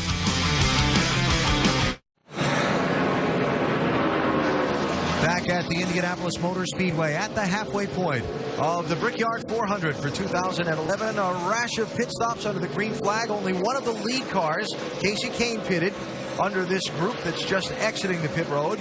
But Jeff Gordon, Jimmy Johnson, Matt Kenseth still out on the racetrack in the top 3 spots. There's Kane rejoining just behind the leader, Gordon. Yeah, I'm a little surprised these guys have stayed out, these front runners that you just mentioned, have stayed out as long as they have after knowing how much time they lost to Casey Kane in that first pit stop, Andy. Yeah, they did. They lost a lot of ground on that first round of green flag stops, and now here they are staying out again. Jamie? And Denny Hamlin, who's had a pretty good day, I'm sure he's feeling the same way, being that he started back in 40th. The call for him, he's a little bit tight. 4 fresh tires, fill it up with Sunoco fuel, track bar adjustment, clean stop, down and away, Doc. Tony Stewart, track bar adjustment, wedge adjustment, air pressure adjustment, trying to get it full of fuel. He said, give me some help at the front of the car. I am so tight. Spence. The 24 of Jeff Gordon is coming in, and you see it's a right side now coming over to the left side. A 4-tire change, 2 cans of Sunoco fuel. They've been happy with the car, but they do want it in the back end a little bit more to stick to the track, so they gave him a chassis adjustment. Matt Kenseth pitting. Jimmy Johnson, the leader, has not yet stopped. There's Kenseth, Dave. And Matt Kenseth's crew going to work on the 17 car. 4-tire change for him. Doesn't look like they're going to make any adjustments to the car at this point. Just air pressure right now for Matt. And a little track bar adjustment has already been made to Matt. And Jimmy Johnson in after leading a lap, staying out to collect the bonus point for leading a lap during the race that counts toward the championship. Something flapping there from that left side of the 48 car. Here he comes, Jamie. And trying out a new front changer for the 3rd time this year. Dave Collins is on loan from the 14 team. Jimmy's saying, we're getting there, but we're still loose. I'm hanging in. They made an air pressure adjustment before they went over the wall. The jack is on the left side. 4 tires, fill it up. Very minimal change. Oh, last minute change. You saw the wrench in the back window on the left side for Jimmy Johnson. Looks like maybe just a piece of tape or something there. It's kind of flapping around. Piece of the skirt, piece of tape over the skirt. So here's the leader now, Paul Menard. Remember we talked about under that last caution, he had to make an extra pit stop. So he's got a little bit more fuel, and see for how much that longer that allows him to stay out here.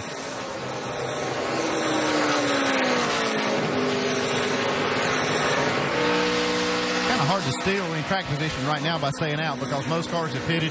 There's still 33, 32 cars on the lead lap. So if the caution did come out now, he would have to go behind them. So probably a good move to get on in now. Here he comes. And with those guys out there on fresher tires, they're eating into whatever advantage you might be trying to gain by staying out.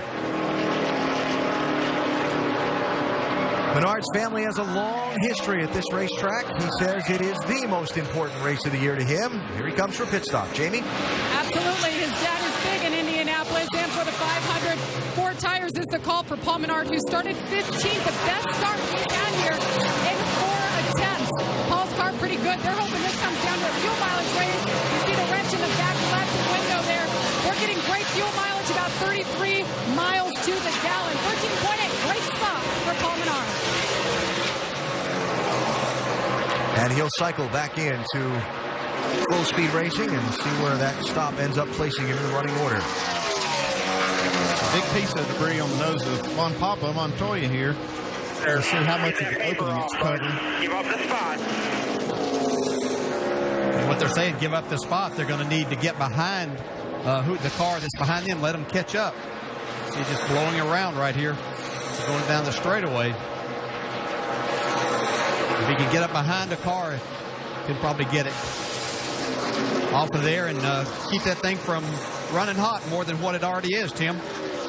Tell you what, there's a situation to where the driver plays a very important part, because when he pulls up behind that other guy, he's got to cut the radiator fan off. The fan sets behind is electric, and when he cuts that off, that paper comes right off. Guys? Championship crew chief Tim Brewer in our Craftsman Tech Garage. Juan Pablo Montoya running in 6th position. And what the team's trying to get him to do is drive back behind David Reagan in that Gentleman Ned car and see if he can get that trash off the grill.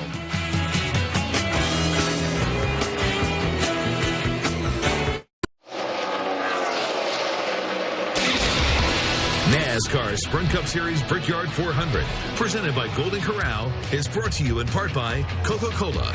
Open a Coke and enjoy the race.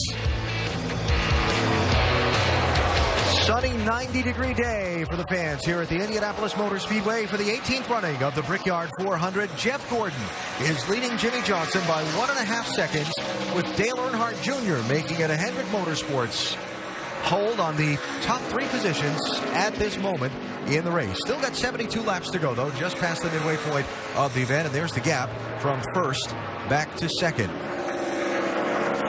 Gordon had a lead of 3.3 seconds before the stops. It's 1.5 now, so Johnson chipping a couple of seconds off on that exchange of stops. As we went to the break, we were seeing Juan Pablo Montoya in the 42 car with some trash on the grill and some concerns about the temperatures elevating. That trash is no longer there. Yeah, you can see that David Reagan was that car that was right behind Montoya. See, he backed out of the throttle, immediately left.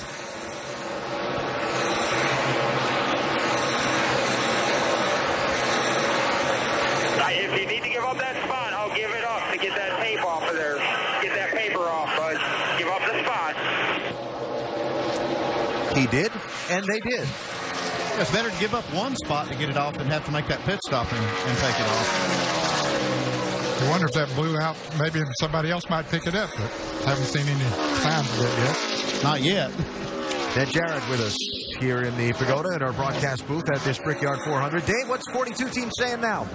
Well, Alan, it was really important they get that trash off, because when they pitted on lap 79, took on 4 tires, his car wouldn't turn in the corner. So guess what they did? No chassis adjustments. They put tape on the front grille. I don't even know if you can see the piece of tape they put on, but so it was already covered more than it was before that. So when they got the bag on the grill, double trouble. Yeah, another thing that they want to do is they need to keep that engine cool to make power. I talked to Richie Gilmore. He's over that part of the engine department that builds engines for this car.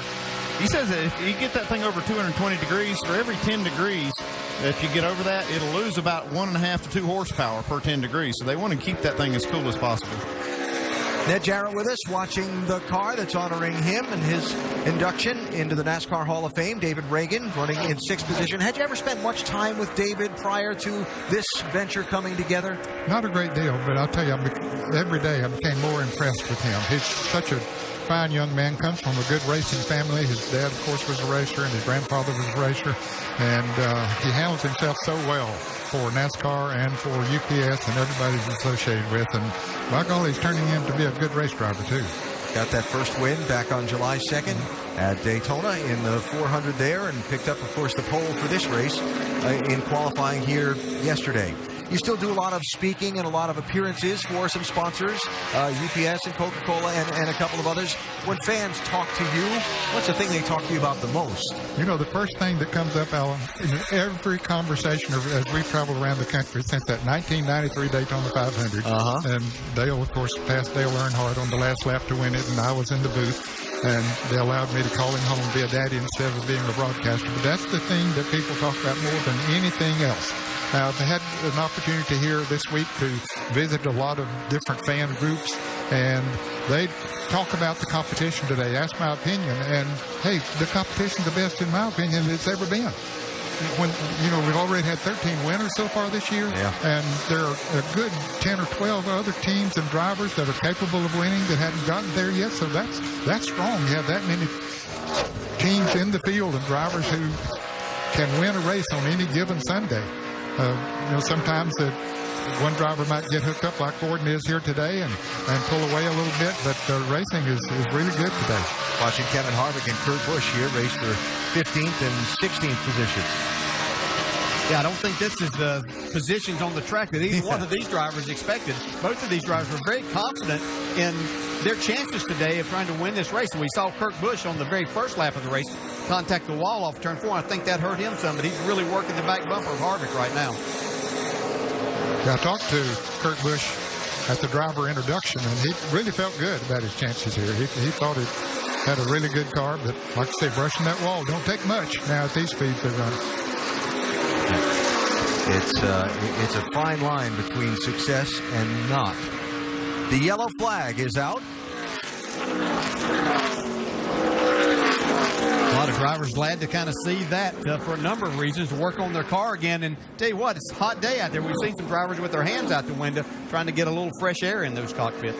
Caution for debris on the racetrack. And the yellow coming out here for the third time in this race. And whatever that debris was, Kevin Harvick just ran it over. Exactly what they were going to try to keep from happening at speed. But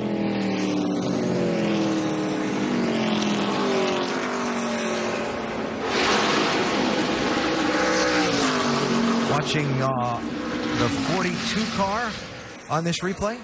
I've been seeing something on the left front of that 42. I don't know if it's part of the wrap or part of the nose. But he's made some contact a couple times with that nose, and some of that just came off. So debris yellow, something coming off Juan Pablo Montoya's car is going to bunch the field up behind the pace car and set up probably another round of pit strategy here. It's been just not too many laps since they made that green flag stop.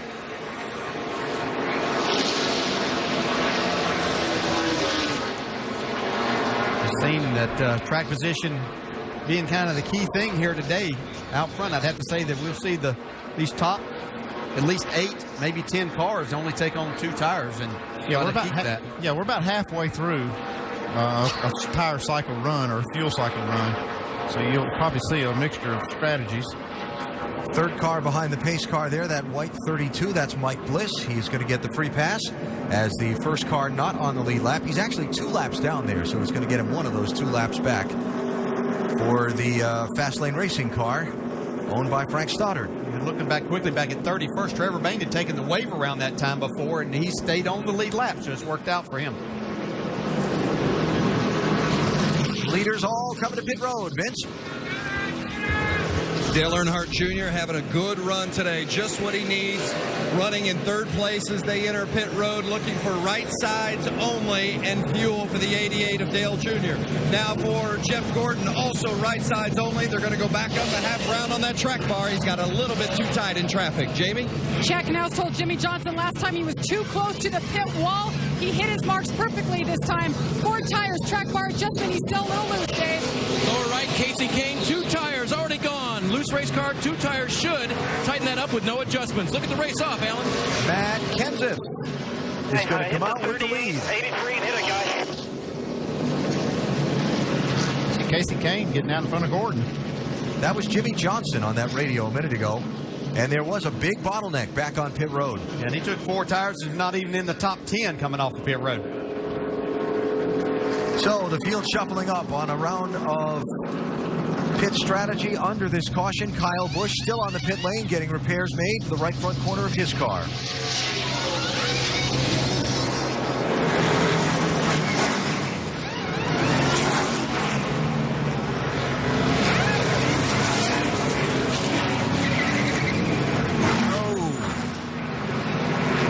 Contact exiting his pit box, and then he backed up, and they went to work to fix that right front. Gentlemen, Ned, I know you got a lot of duties today. Thanks for stopping by and sharing some of the day with us. Well, thank you. It's been an honor to be here with you today. It's been an honor to work with you over the years from time to time.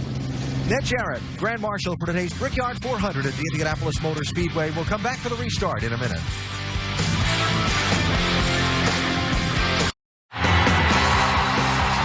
Where winners are celebrated, champions are crowned, and legends are born. Home with the biggest events in motorsports, ESPN and ABC. At ESPN with the NASCAR Sprint Cup Series right through deciding who this year's champion will be. Today it's the Brickyard 400 from the Indianapolis Motor Speedway. Our telecast presented by Golden Corral. And this field has been shuffled around on this set of pit stops. Jimmy Johnson was the first on pit road, or first off of pit road to get 4 tires on the stop. He's back in 13th place. It was not without some other highlights as well. It's such a narrow pit road. You see, it gets right in the side of Brian Vickers. Jamie, what are they saying in the 48 pit? Well, Chad Canals watching our coverage right now, the replay there, on what happened to the right front. Jimmy, I know you guys had the 5 team take a look at it. I know you're seeing it there. Any concern at this point? There's always concern for sure, but I think from what we've seen, I think it's okay right now. Hopefully it'll make it to the next pit stop. We made a mistake right there and took 4 tires. We probably should have taken 2, but Jimmy's doing a good job out there. The picker's doing a good job, and we'll just see where we end up. Car's fast. The driver's doing all right. They just have to keep their eye on that damage. And hey, guys, Chad also told his driver, hey, this could help our loose condition. Paul Menard did not pit. He is the leader with Matt Kenseth alongside him as they come to the restart, and we get ready to hit the Eyes On Speed Zone.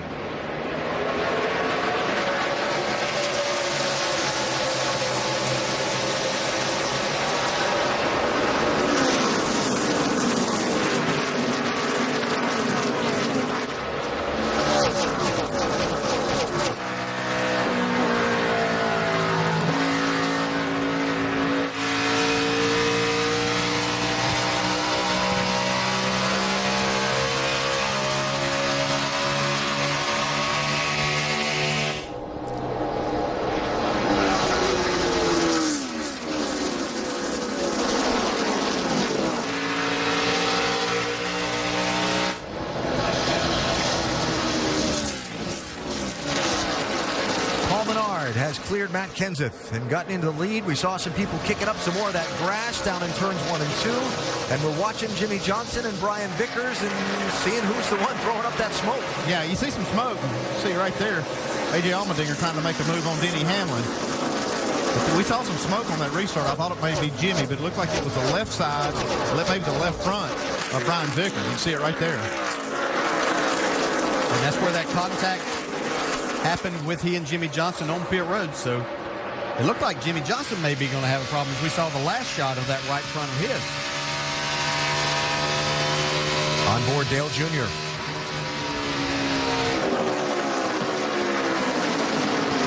Oh, Kurt Busch and Jimmy Johnson.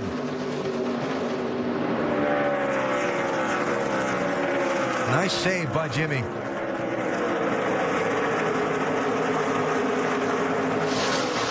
We saw a lot of give and take early on in this race, but we've got getting down to the point. There's only 60 laps to go now. A lot less of that going to happen. More taking. Clint Boyer all the way down to the inside in that Cheerios car being pushed down the front straightaway by Ryan Newman in that 39.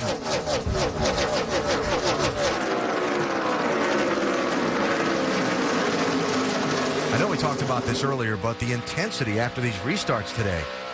Wow. Yeah, and as these laps wind down, it's only going to ramp up more and more. Casey Kane getting another spot. Get it from Denny Hamlin. That'll put him up to 6th place. Kane led the opening segment of this race, kind of dominated the early laps, then got shuffled back by a pit stop that was slower than they needed it to be, and he hasn't been back to the front yet. Yeah, Denny Hamlin's had a nice recovery from having to start in the rear, but I think they really believed that they had a better car than this once they got themselves situated up into the top 10. We've seen every car that can start up front really having, way better lap time. You can see Paul Menard leading this race, running in the 51-second bracket. That clean air just worth so much, especially at this track.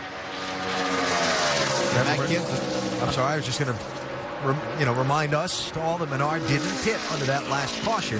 Matt Kenseth got 2 tires on the caution. Yeah, and his pit crew did a fantastic job, as they normally do, getting Matt in and out of the pits and getting him good track position. And now we're seeing what his car will do up front.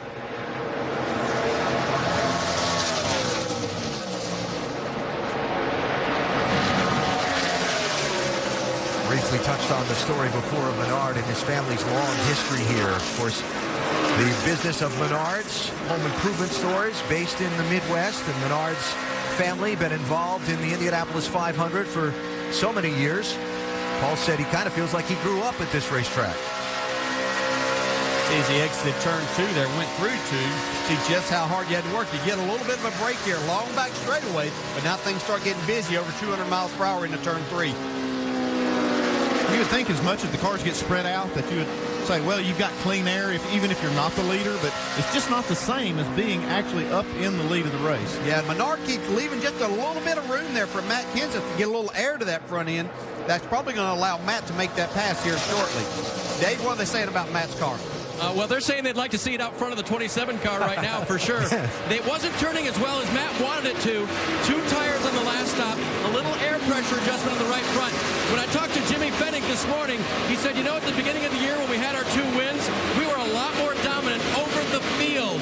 We feel like the field really caught up to us, and he says, we think we're coming back. I said, how close are you to presenting some new stuff? And he goes, about chase time. I think that's the time when you want to be at your best in this series. Absolutely. So a couple of Wisconsin guys at the front of the pack in the Brickyard 400 in Indianapolis. Eau Claire's Paul Menard, leading Cambridge's Matt Kenseth. Our telecast today presented by Golden Corral. At the Indianapolis Motor Speedway, there's a new leader in the Brickyard 400. Telecast today presented by Golden Corral. It's Matt Kenseth in the 17. Jeff Gordon in the 24 has followed him through. The man who was leading when we went to the break, Paul Menard, has been shuffled back to 4th position. Here's how it happened. We talked about Paul Menard leaving a little opening there where Matt Kenseth made a little bit of room, got into the left rear quarter.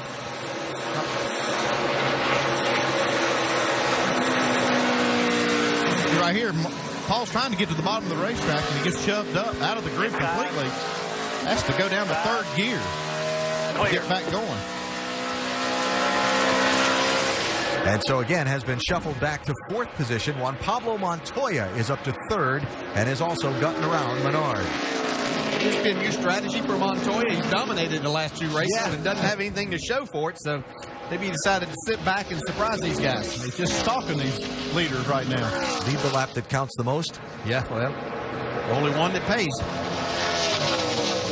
Or pays the most. There he is, that bright red Montoya car in 3rd position.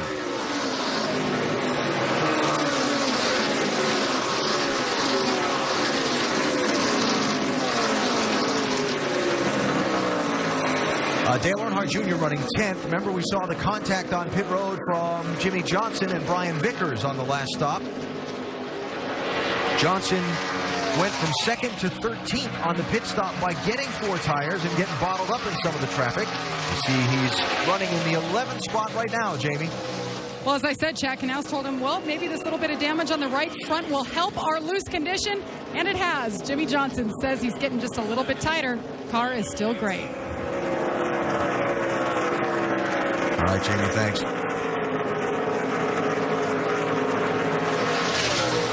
You know, these guys that have taken 4 tires now, Andy, spinning forward toward the later stages of the race, are they setting up for anything in particular that maybe some of the guys that just took 2 won't be able to take advantage of? Well, definitely, like Jimmy Johnson will have better left sides so he can get 2 tires. If this thing goes completely to the end without a caution, though, you're going to see a green flag stop where they'll need 2 cans of fuel. They'll be out of fuel. They'll have to change 4 tires because they're going to be there long enough to do that. It's not quite time to say, okay, we've got a fuel mileage run coming to the end, because if they do that, they're just, like I said, they're going to have to run 2 full tanks of fuel out of it. But there is definitely one more stop to go. They pitted with 65 laps to go with the fuel we've been seeing today. So I say it puts you right there, but you know, I feel like a lot of teams can make it farther than what we've seen so far. We've seen a lot of cars pitting, and you know, we'll see one car pit and then a bunch of cars come in to kind of short pit with them. Don't want to give up any of that, you know, time that you can gain on new tires. Yeah, this is a perfect example that we've seen here. Jimmy Johnson was running Jeff Gordon down before that last caution came out. They decided to put those 4 tires on. He's mired back here and really can't move forward. And we've seen this in years past, just as we have here today.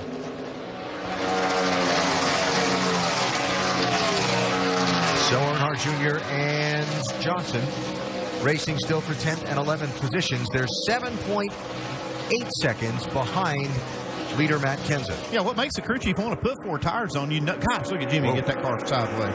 It's just that there's so much speed to be gained if you're just out there by yourself. By putting new tires on, you think, well, if I put 4 on, we're going to be able to drive through there. But you just can't do it. I mean, you can see right now, still can't get by Junior.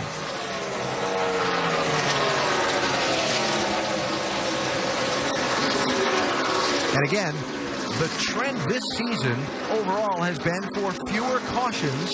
Man, look at that. Gosh, Jimmy's out of control right there. He wrecked that thing 3 times. And just didn't hit anything. He missed some good opportunities. Take a deep breath, bud. I know. A little frustrating up there. Bo Barvin, the spotter, talking to Jimmy Johnson. Jimmy just trying to make something happen here. Whoa.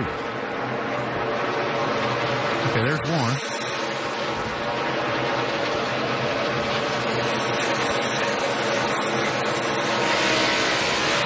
There's another. But he didn't get the 3rd strike and he's not out. Up ahead, it is Matt Kenseth leading Jeff Gordon by 0.2 of a second. Juan Pablo Montoya is 4 seconds back in 3rd position. Now Sprint brings you an inside look at the chase for the NASCAR Sprint Cup. The driver who has led the most laps today so far is Casey Kane in that 4 car. He's been out in front for 48 circuits today, while Jeff Gordon has led 35. Speaking of 48, there are 48 laps to go. For more NASCAR stats, in-car audio, and live race radio, check out NASCAR Sprint Cup Mobile at sprint.com/speed. Roush Fenway Racing has never won the Brickyard 400. Hold that thought. Caution flag is out. It's going to be for the 4th time in this race.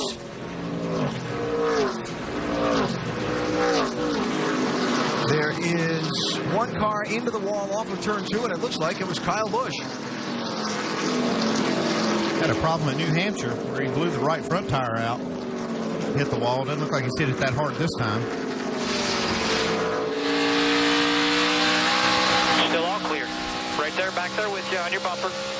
Now it's 2x2 behind, bro. 78 with you. Yeah, he hits it right there at that gate. Yeah, just lost the front end. He was trying to stay in the throttle right behind the 99, but lost the front end. And sometimes it's difficult as you get behind these cars to really judge exactly where that is. And Kyle just getting into the wall. Kyle was in 20th position at the time of that. And what has been somewhat of a frustrating day for Kyle continues as we get into the late going. First car not on the lead lap. Same it was on the last caution. Mike Bliss in the 32 car is going to get the 2nd of the 2 laps he was down back under this yellow. So put the Oregon native back on the lead lap here. We'll see what he can do with it now. Good break to get.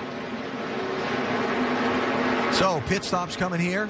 They still can't make it all the way from here, but we'll see a lot of cars pit. Yeah, those 2 tire guys get 2 again. I'm pretty sure the 48 will get 2. There's one stayed out. Brad Keselowski, Jeff Burton not pitting here. McMurray. All right, Vince. For Jeff Gordon, the car has been so good all day long. Gordon hasn't complained about it, but they've still been tweaking. He says it's a little loose out front, but it's good when he's behind Kenseth. They're going to make a 4-tire change and fuel for Gordon. Jamie? Paul Menard said, leave it alone. 4 tires, fill it up with fuel. The driver needs some water and some ice. Looking for his first top 10 here, Dave. First and third place are on your right. They're both, Matt Kenseth going to take 4 tires. Juan Pablo Montoya only 2. Kenseth a little loose. He says, I can deal with it. Montoya, no changes to his race car. Looks like he'll be the first off pit road. And there were others who took just 2 tires. You see the race off pit road there. We follow up on it and get the restart when we come back to the Indianapolis Motor Speedway. Brad Keselowski is going to lead. He didn't stop.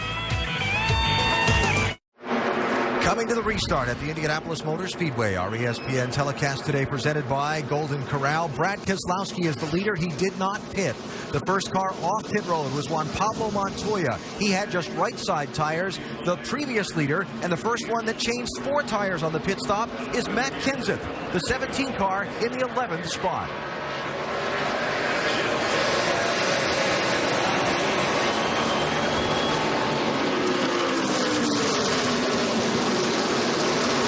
Contact there. Murray in the 51. See some dirt flying.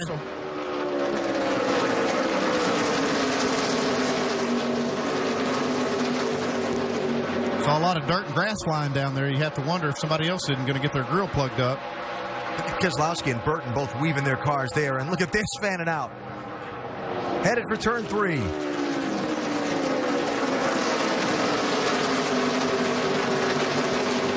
See Denny Hamlin being really aggressive back there, too, trying to make his way forward on this restart. Harvick trying to root himself a hole under Jimmy Johnson for a spot. Couldn't make it stick. It's about time for Harvick to start making his move.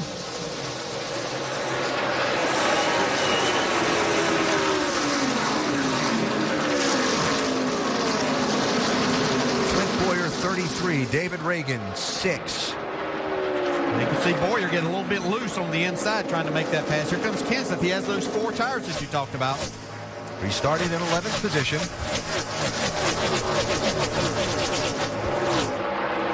Going to be a pass-through penalty for Marcos Ambrose. Changed lanes before crossing the start-finish line on the restart. That's a violation. We've seen that get quite a few drivers this year. There you see Clint Boyer able to make that pass this time on David Reagan in the 6th car. Haven't talked a lot about Kansas Clint today, Vince. What's going on with him? Well, Clint Boyer, who finished 4th in this race a year ago, and they felt pretty good about their chances if they could get it up to the front.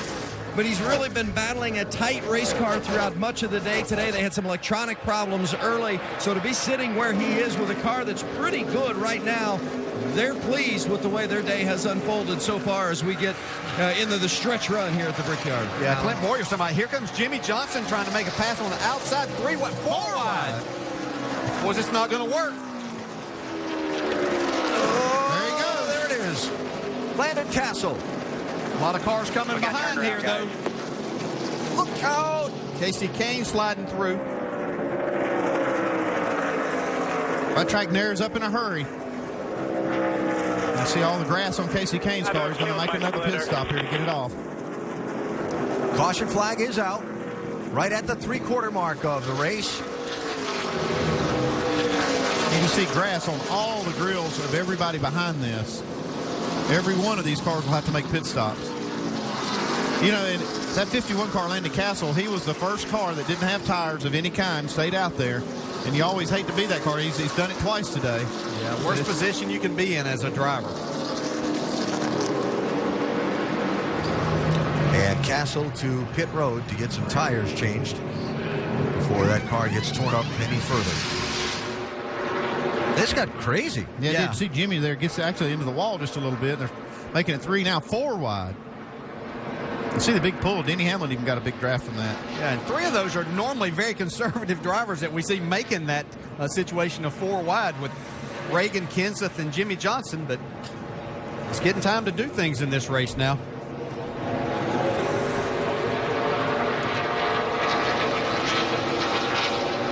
You get such a draft, especially with those 3 cars running like that. You see how Matt Kenseth just pull out and make the pass. You said it wouldn't work. It didn't work. Landon Castle.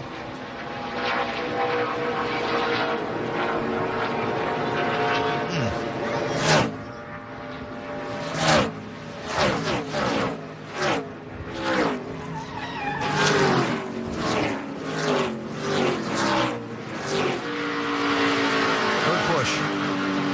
Back in front of you, on the top, in the middle, right here. Wow, that was pretty cool. Did a great job to miss that. Looks like he still may have some damage to that front splitter, and see all the grass. You can see it's running hot already. All these cars are going to have to make a pit stop pretty quick to get those grills clean. Big mess up there in turn 3. Casey Kane, you saw the first one to really dig into that grass. Looked to me like rip that front splitter off the bottom end of the nose of that car, and if that's gone, that's a big repair for that 4 car that's been so strong today. Under caution for the 5th time, 3/4 of the way through the Brickyard 400. Hey, who mowed the grass? A bunch of them just did. 37 laps to go at the Indianapolis Motor Speedway. If you're just joining us, you've certainly missed a lot. David Reagan led the field to green, but it was Casey Kane who led that very first lap. So far today, he's led 48. More on him in a second. Pit road has been very active. Pit road's been really tough. You see Tony Stewart and Kevin Harvick kind of getting together, trying to get down pit road. Look at Montoya. He gets in the back of the 31 of Burton, tears up the car a little bit. Then there's Jimmy Johnson and Brian Vickers getting into it. It's also been a very active day for Juan Pablo Montoya on the track and getting into Mark Martin. He's also had some contact on pit road. There he is there, trying to get some debris off of his grill. But guess what? Montoya has been so good at this track, and now he is lurking. He's in 3rd. This, though, incident just a few laps ago, the biggest incident of the day. He can't really go 4 wide. You can't go 4 wide. Landon Castle figured that one out. He's the one who lost on this one. Comes sliding across track. Take a look at Casey Kane through the grass. Spins, doesn't hit anything, and everybody's going through this grass, clogging up all the grills, and now they got a heating problem. Let's take a closer look at what some of these drivers have had to do to get through this. Paul Menard through the grass. Oh, that's unbelievable. I mean, these guys are carving themselves through there, barely missing these other guys, downshifting big time. Let's take a look at Carl Edwards. Carl gets down into turn 3. There's Mark Martin in front of him. He dives at the bottom, misses him by about a foot. Grabs another gear, accelerates right past Landon Castle, back up on the track. I'm telling you what, Nicole and Brad, that was some good driving. Well, right while there. all that was happening, he had his hand out the window in the beginning trying to woe down traffic behind him. He saw the accident coming. Outstanding. Casey Kane, one of the drivers that has splitter issues now because of that.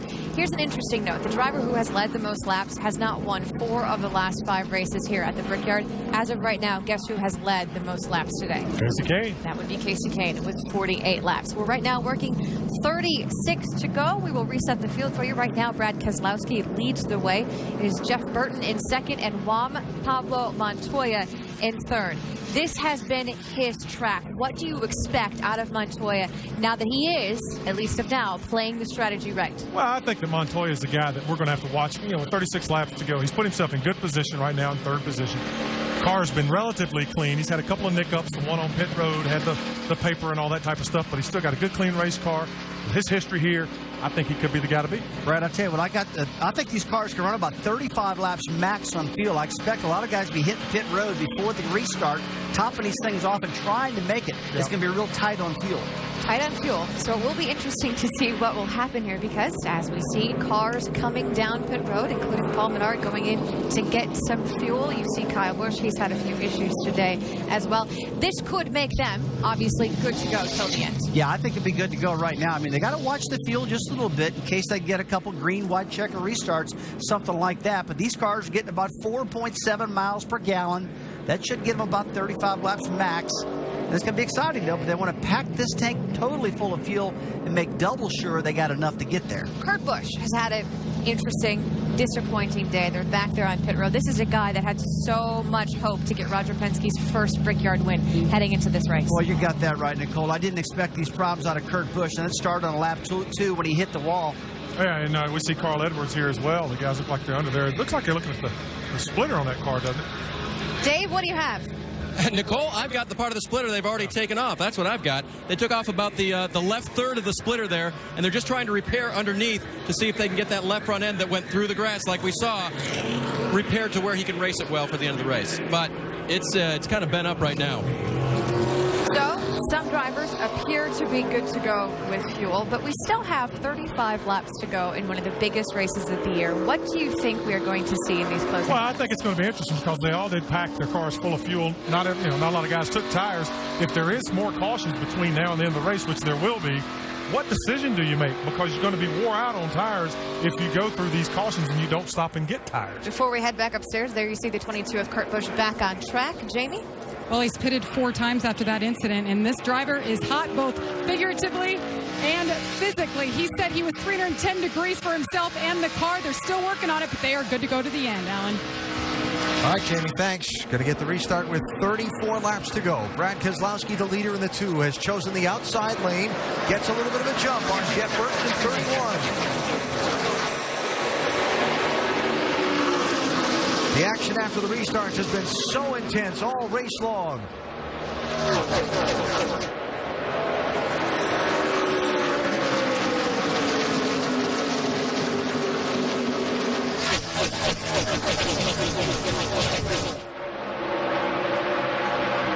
Jeff Gordon trying to drop to the inside of Denny Hamlin. Here's Gordon in that 24. Yeah, that back straightaway is a great place to use the draft a little bit. You can see Jeff Gordon making that pass to perfection right there hitting turn 3. That was 8th position Gordon picked up there. Now, first off of pit road on this set of stops was Tony Stewart in the 14. He is back in the 11th position right now. Yeah, Tony's had a handful with that race car all day. They've been working on it. He's got into the wall a little bit, so they've just been trying to make it a little bit better for him. So he and his teammate Ryan Newman right there together. Tony, the 2-time winner here in Indianapolis.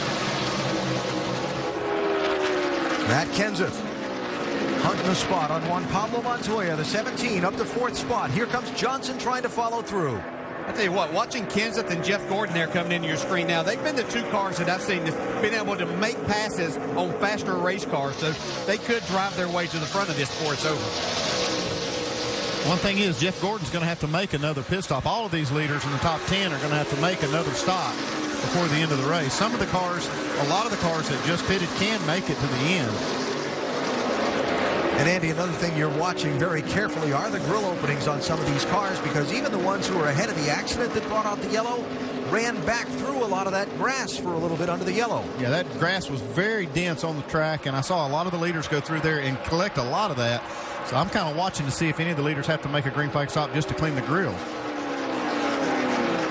Casey Kane in the 4 trying to regain some of the ground lost in the spin. I wasn't sure how much damage was done on the front of that car. Saw Casey Kane be exceptionally fast at the beginning of this race, but he's really struggled back in traffic. See if he can make his way forward once again. Here comes one of those cars having to come to pit road. Looks like it's Harvick. Now Harvick stopped under that last yellow. He may still have some issues. That or possibly maybe have run over something since that and possibly cut a tire down. Brad Keselowski, the Michigan native, out in front for Roger Penske. That was the Harvick radio with the gas only. I think that may be a situation that they can go from this point forward now, and if any cautions do come out, they've kind of made their plans. They're going to stay out. Doc, is that what it was? It was simply a planned splash of fuel. He should be okay. Remember, Kevin Harvick is the best closer in the sport. They're hoping that with everyone else having to come on, or most coming on, will help them in the final 10 laps. Whoa, for 3rd spot there. I think Jeff Burton was trying to get on the pit road. He did make it on the pit road there. Maybe with a little assist from Matt Kenseth. And it cost Kenseth the spot. Remember that later. Gordon got by him there.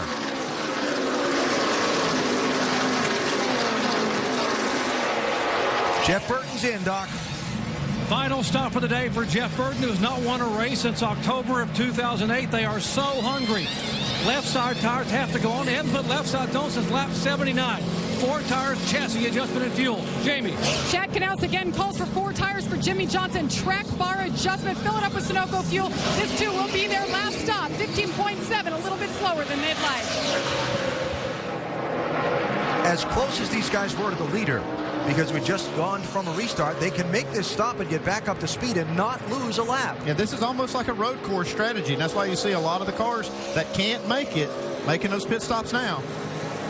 The leader, Brad Keselowski, is in, followed by Montoya, Newman, Hamlin, and Kane. Stops with 29 laps to go. Clint Boyer is now the leader. Here's Keselowski, Jamie.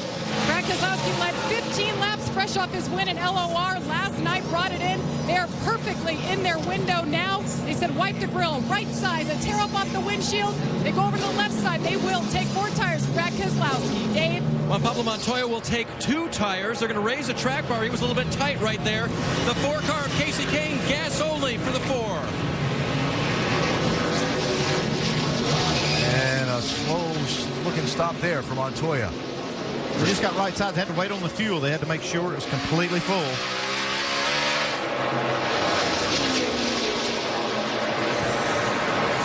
So Clint Boyer is the leader. Jeff Gordon is second, 1 1/10 seconds back. Here come more green flag pit stops. Dale Jr., Joey Logano. Vince? It'll be 2 tires and fuel for Dale Earnhardt Jr. He's having the kind of run that he's needed to get back on track in the points chase. A good one for Jr. Jamie. Joey Logano, who came into this race not sure what they had. They have been battling all day. They've been adjusting. You see the high cam there, watching the 20 car get serviced for what will be the last time today. Right sides only for Joey Logano. Don't get caught for speeding on pit road here. There have been 20 speeding penalties at this track since 2006. Only one driver that got one of those penalties recovered from it to get a top 10 finish. There's just no way you can make a comeback after getting caught speeding here, especially in the second half of the race. Vince? Shane Wilson, the crew chief for Clint Boyer, reminding his team and his driver, no speeding penalties and no mistakes. They're going to make a 4-tire change, also a track bar adjustment for the 33 of Clint Boyer. He's been running strong today, just as he did a year ago when he had a top 5. What kind of result can they get? They'll clean off that grill and go. Dave? Kenseth was running in the top 10 before he gave up this position to fuel. It'll be 2 tires and fuel. We'll see how long he has to wait. Not long. He's gone. Shuffle out on the track. McMurray in the 1, Biffle in the 16, Kyle Busch in the 18. That's for 8th, 9th, and 10th. Regan Smith in the 78 in that mix also. Jeff Gordon took over the lead when the others just finished pitting. Now here's Gordon in for his stop, Vince. Gordon's car has been really good throughout the course of the day, but now that he's been back in traffic, he said it's plowing. They're going to make a 2-tire change for Gordon, give him the fuel he needs to get to the end. No other adjustments for the 24 of Jeff Gordon. Earnhardt Jr. and Hamlin there for a spot. Now, the only car that can't make it, probably from here, would be the 6 car of Reagan. He last pitted on lap 114. Tony Stewart pitted on lap 122. He'll have to run 38 laps to the end, but he should be able to make that if he saves some fuel.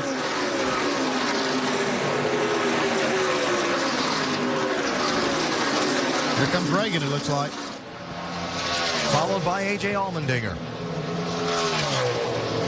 So Tony Stewart goes to the lead as David Reagan, the pole sitter for today, comes to pit road.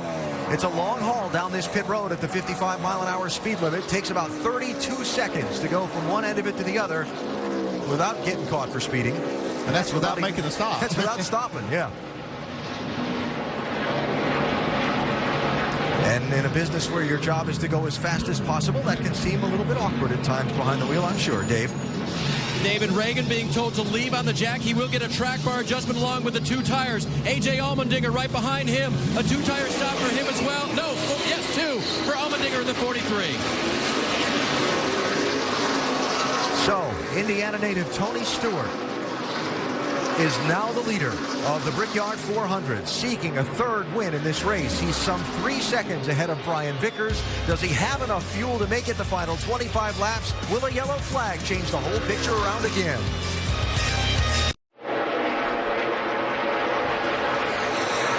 $93-degree day in Indianapolis. You see the skyline of downtown where they're going to have a Super Bowl in February at the corner of 16th and Georgetown, the Indianapolis Motor Speedway, where the Brickyard 400 continues. Make sure to go to NASCAR.com for all your latest NASCAR information. Tony Stewart, the Indiana native, who has such a passion for this racetrack, who finally got a win here after so many frustrations, who picked up a 2nd one, he said took all the pressure off, is out in front of this race through a strategy play The question is, can he make it to the finish? And how's the rest of this thing going to play out? Whole thing's kind of turned inside out here in the last 15 minutes or so. When we get done with the racing here, we've got racing of another kind coming up as our coverage of X Games 17 continues from Los Angeles. Rallycross is on the card today. 8 cars racing through the streets of downtown LA.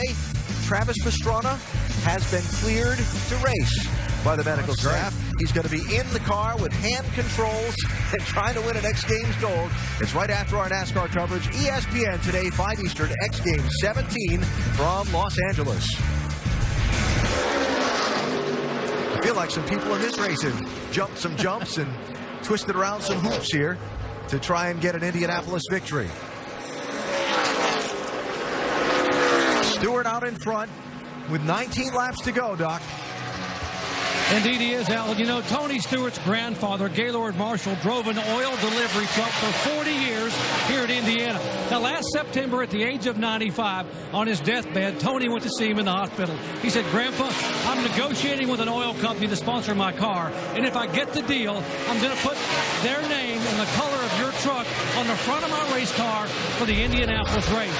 He said, Grandpa raised his head off the pillow, opened his eyes, and smiled. Moments later, Grandpa was gone.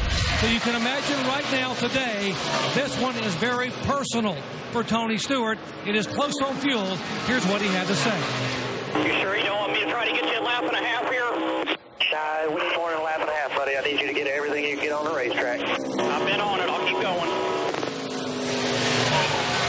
He is about a lap and a half away. They say, can you save the fuel? He's going to try. Tony wants this for Grandpa. He wants it for lots of reasons. It's his place. He grew up at the Hoosier, and they are going to roll the dice right now and see if they can pick off the win here, number 3 at the Brickyard. Alan? Darian Grubb on the right, Stewart's crew chief, the man who's got to make that difficult decision. You heard him tell Tony there just a minute ago they need more than that lap and a half.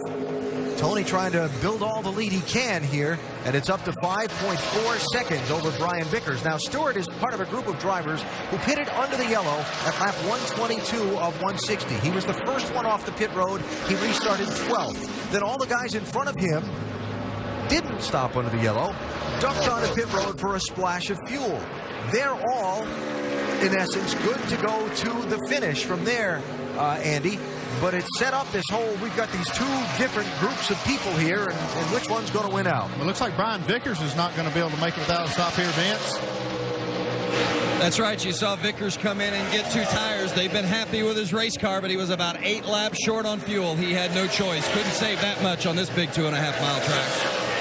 Well, that's interesting to see that he's 8 laps short because he pitted on lap 125. In fact, Tony pitted at lap 122, so he's going to be...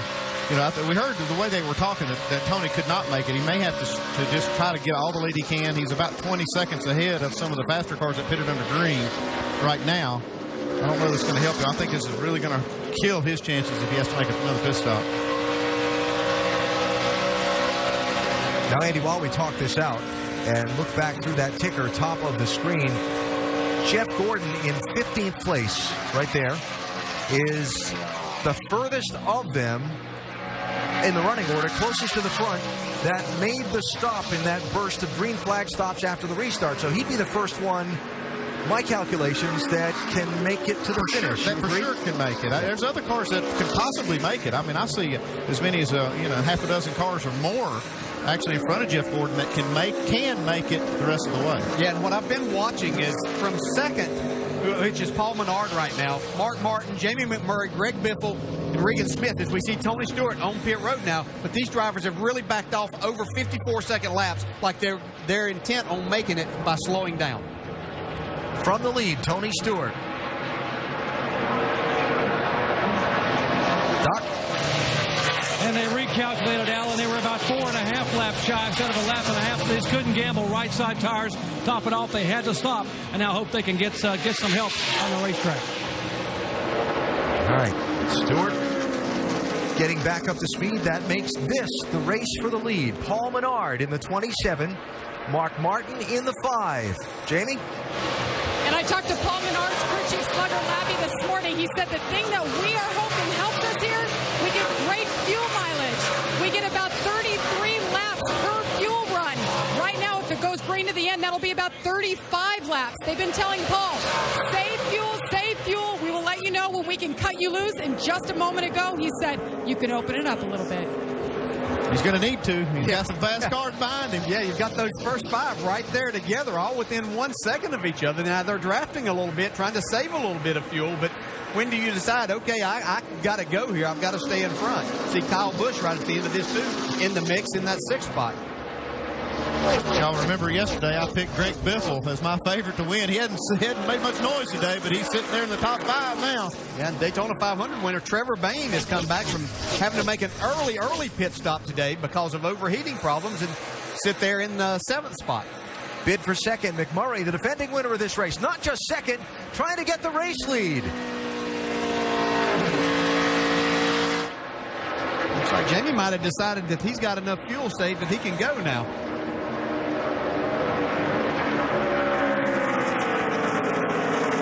It's turned into another one of the races we've seen this year where pace, strategy, trying to be there at the end has turned the whole running order inside out. But the question is, are all these guys that are racing for the lead going to make it to the finish? How about McMurray, Dave?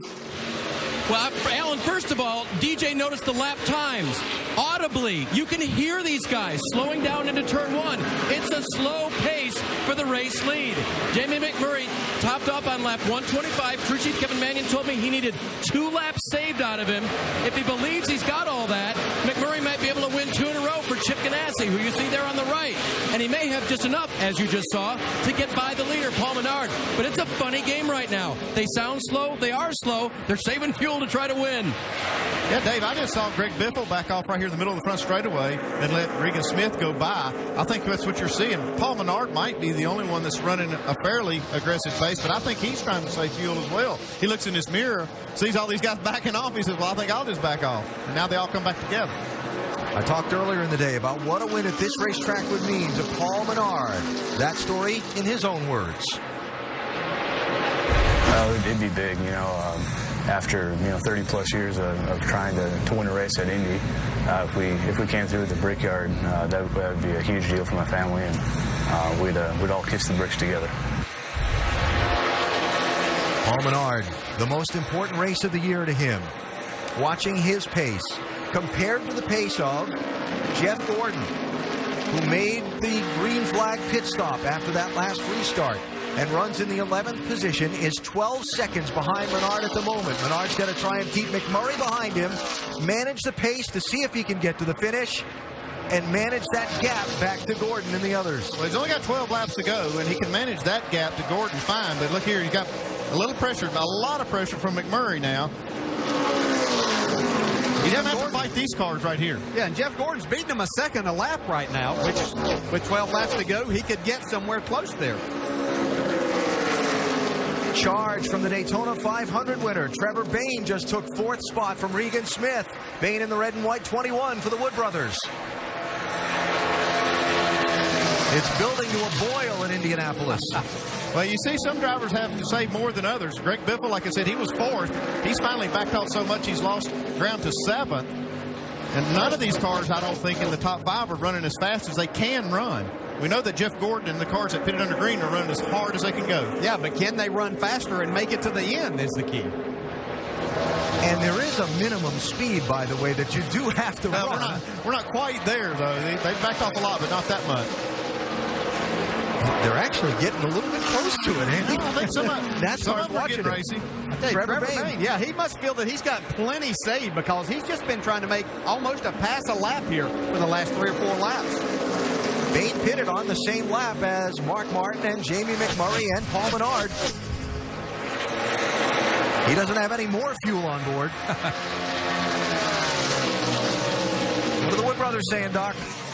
Well, they're impressed with the fact that Trevor Bayne had never seen this place before going through the tunnel there on Friday, but right now he's driving like a veteran. They told Trevor, you're going to be short on fuel, but we're going to stop anyway, so go up there and get the lead. He said, on my way. He will pit, by the way, with 7 laps to go. All right, there's the background on that. Bayne is going to have to pit. So that's why he's running as hard as he can.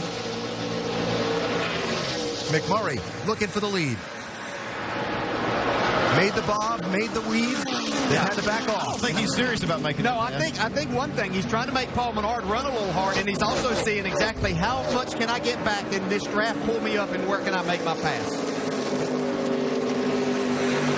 And Mark Martin right there in third. And being the leader is almost a disadvantage here when you're trying to save fuel, because you can't really know the pace you need to run. The cars behind you can. They can kind of judge how fast they're running based on your speed. Yeah, I've been real impressed watching Paul Menard's times, though. He's been somewhere between like 54.20 and 54.50, and doing that leading the race, that's difficult. I know that's 0.3 of a second, but that's very difficult. You don't have a speedometer in there to tell you how fast you're going. Jeff Gordon is ninth. 7.7 seconds back. McMurray goes to the lead. 8 laps to go. The defending winner is out in front. And does he have enough fuel, and has he saved enough to get to the checkered flag? The thing is that none of these drivers and teams have run this far today. They've been making these pit stops well short of this, so they're not exactly sure. They know what they've been picking up, but have they saved enough in this run? And again, Jeff Gordon, 1 second a lap faster than these guys. 7 seconds back. 8 laps to go. 8 laps to go. It's getting good. The thing is, when Jeff Gordon catches all these cars, if they can all make it, it's gonna slow him up a little bit trying to go through them. See a nice shot right there. You just saw Jeff Gordon coming into it. Here comes Trevor. Doc Bunch reported he would have to pit with 7 to go. Come on down. Come on down. 49. Come on. Final stop for Trevor Bayne. It'll be right side tires and fuel. They are so impressed with how much he had learned here the first time at this racetrack. Running fourth when he had to make his final pit stop and gaining. But it's going to be too little too late for Trevor Bayne. Right side, he's down and away. Menard staying right with McMurray. He wouldn't have dropped back behind him to draft him a little bit to save some fuel, would he? That's very possible. But they both picked up. They're both under that 54-second bracket now, down in the 53.70 range. So they have picked the speed up. Well, they're getting some good information from their crew chiefs that are watching all these lap times. They can see, you see Jeff Gordon just coming off of turn 4. We'll look at the speeds at the line here. You can see 166 for the leader. Watch this one. Almost 168 miles an hour. He made 2 more passes of cars right there on that lap to get himself up into the 5th spot.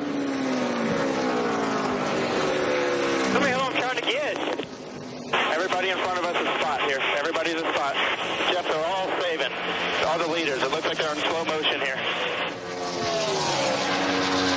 So you know Jeff's just driving as hard as he can, trying to get to their bumper. Yeah, and he's almost a second and a half faster right now than what they were. Jeff's even picked his pace up just a little bit. And you see McMurray has put just the slightest bit of gap back to second place Paul Menard. This could turn into a wild last lap. There could be people running out of gas and a guy charging to try and catch them all. How about McMurray, Dave? Alan, conversation between him and Kevin Mannion, his crew chief. Did I need to save 2 laps or am I half a lap short? Kevin told him, you're half a lap short. He goes, why? Because something happened or because I saved it? Because you saved it. So the crew chief, confident that he's gotten him there, maybe down to the half lap, as Gordon keeps coming. Jamie?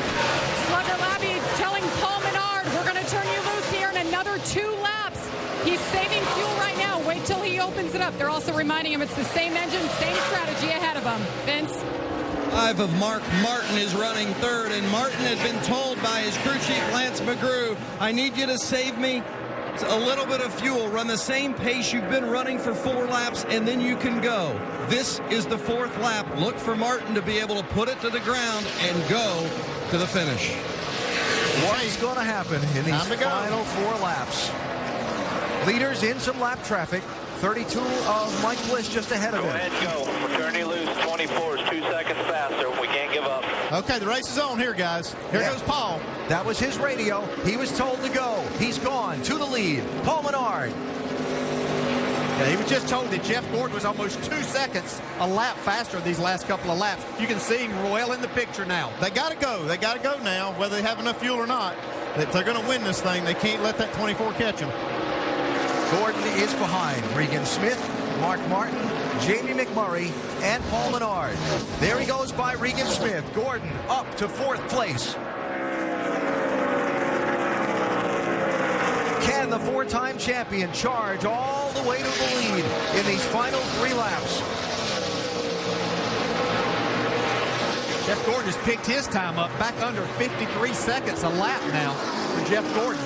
McMurray going to get passed by 2 as he tries to save some fuel. Martin to 2nd, Gordon to 3rd.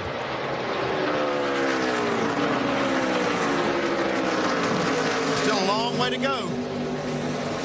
5 miles, more than that. More like 7.5 miles to go. Jeff Gordon should be able to get by Mark Martin here shortly. If he doesn't have to waste any time getting by Mark, and he's not at all before they get to turn 3. This is Jeff Gordon's race to win right now. To 2nd place. He not only has more fuel and enough, he has fresher tires than Paul Menard to run these quick laps. These fans at Indianapolis are all on their feet, trying to see if the young man who made his racing name on the short tracks of this area can win a 5th Brickyard 400. Paul Menard leads. Gordon is 2nd. 2 laps to go. Okay, Paul Menard's going to have to run the most perfect laps he's ever run in his life to try to hold that 24 car off. And I'm not sure it'll be enough. Yeah, looks like that he's catching this traffic. Paul Menard in a good spot. It's going to be up the back straightaway, not to impede his progress any at all here. There's the 2 crew chiefs. Man, I know what they feel like. Which is? Oh, man. You can't even breathe right now, Alan. Yeah, Menard, Slugger, look at Slugger. He's like, he's got to get my heart started again. Come on, man. Lap traffic in the way. See Gordon get everything that he can right against the wall out of turn 3. Mike Bliss in the 32. Yeah, Paul's going to need some help from this car. He needs to move over. Coming to the white flag. Your life, bud. Drive the hell out of it. Come on. 1 lap to go to win the Brickyard 400. Menard dealing with lap traffic. Gordon trying to close in turn 1. Menard is cleared out. Gordon's got to deal with the traffic. He's got enough fuel. That might be enough now, yes. Looks good so far. This is going to be the biggest day of Paul Menard's life. But does he have enough fuel to get to the finish? Gordon clear of traffic. Setting up for the finish. Final corners.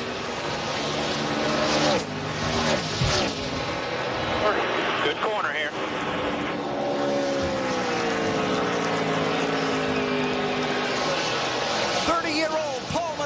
His family with such a long racing history at Indianapolis, they'll kiss the bricks together now. Paul Menard wins the Brickyard 400. Wow. Oh, this is huge for Paul Menard.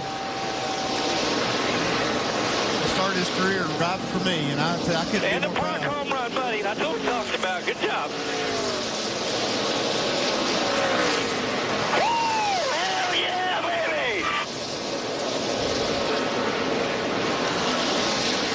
Gordon gave it a run, though. What a finish. Yeah, and what a great job Paul Menard did. He saved the fuel that he needed to, and when it came time to drive the car, he got the speed out of it that he needed. Congratulations, that young man. Thank you, everybody. And what a place to get your first NASCAR Sprint Cup Series win. Unbelievable. Richard Childress has to be very, very proud of his driver today. Paul, the first driver ever to get his first Sprint Cup Series win in this oh-so-difficult race. Continuing the theme of the season 2011 of first-time winners. 4th driver to pick up a trophy this year for the first time. And what a family moment this will be at Indianapolis Motor Speedway for the Menards, Jamie. John Menard up here on the pit box. Can't believe it. John, this is where it all began for your family. What does this win and this place mean to you? For Paul to get his first win here is unbelievable. He's a good boy. He followed this place all his life. I just can't believe it. I'm afraid I'm going to fall off this pit box. I just don't know what to do. You've always been so involved on the sponsor side. What does it mean as a dad watching your son get the job done? My heart is going 1,000 miles a minute. I don't know if I can take it. It's unbelievable. It's a wonderful place. You know, our whole family spent so much time here. and now that they have Paul's first victory here, it's incredible. It's just incredible. This man and his family have helped so many drivers at this very place in the Indianapolis 500. You get to go celebrate in Victory Lane. We're going to go celebrate pretty hard, I think. Right, John Menard, there's going to be a party.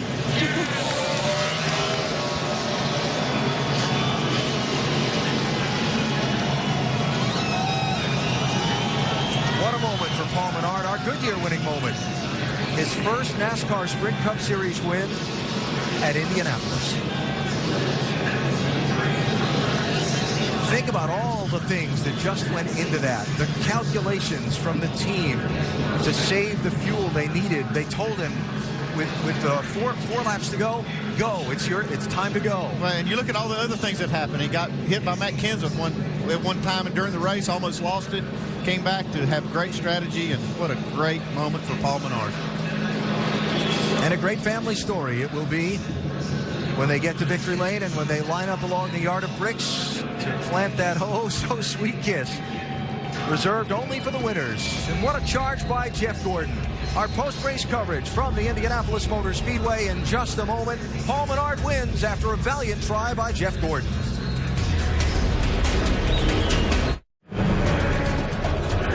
The celebration is on at the Indianapolis Motor Speedway for Paul Menard and the Menard family.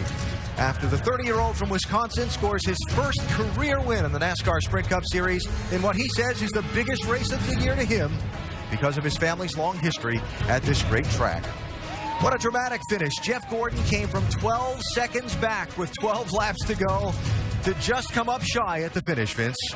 Another half lap, we might be talking about a different winner at this year's Brickyard 400. But, Jeff, as you're clicking them off and passing one by one and they're updating you on the radio of how much you've got to make up, what's going through your mind as you know how close it's going to be? Well, you know, when the biggest key to me was when we came out of the pits ahead of Harvick. I thought that was huge, you know, so Alan did an awesome job. I mean, first of all, what an incredible drive to Hunger Chevrolet. Right from the drop of the green flag, this was a lot of fun today, and I had a blast driving, and the car was awesome. And so when we got in front of Harvick, I thought, okay, you know, I thought that was the guys who were going to race. And then when Alan started telling me there were guys going to try to stretch on fuel mileage, all I could do is run as hard as I could. And I was a little bit loose at the beginning, and we got some traffic, and the car finally tightened up, and then we were really clicking off some laps. But every time I got to a car that was saving fuel, they kind of held me up a little bit and made it a little more difficult for me to pass. So I knew that we weren't quite going to get to Paul. It was really about him running out of fuel. So we tried as hard as we could to put pressure on him.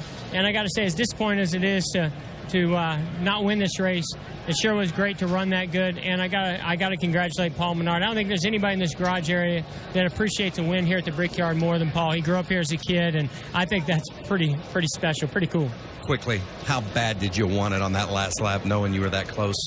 Well, I wanted it really bad, you know, leading up to that. But on the last lap, I knew I was too tight behind him that if he didn't run out, I wasn't going to get him. You know, I needed a few laps to work on him. Well, I guess I need a few more laps for him to run out of fuel, too. Great performance from Jeff Gordon in the 24 today, Alan. Boy, it was. He put on a show at the end of this race, but comes up one spot shy of victory. You wonder how far back Paul Menard can remember dreaming of what it would be like to drive into Victory Lane at Indianapolis. He gets the reality now.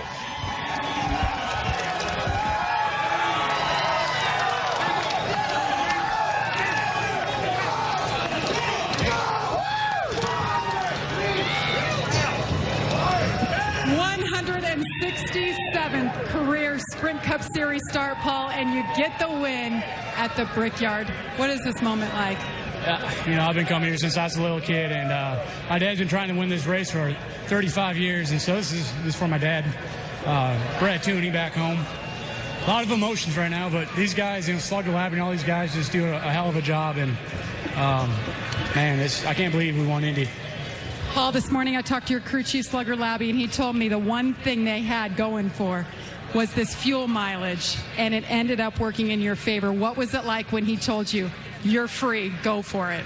I was saving a little bit and maintaining with the 5 and with the 1, and then I started backing up a little bit more, and they kind of kept backing up with me. So I knew that we saved plenty of fuel, and then you know, I was more worried about the guys that pitted for fuel, and they're coming hard, and you know, we're keeping. Slug kept telling me where Jeff was and how fast he was coming.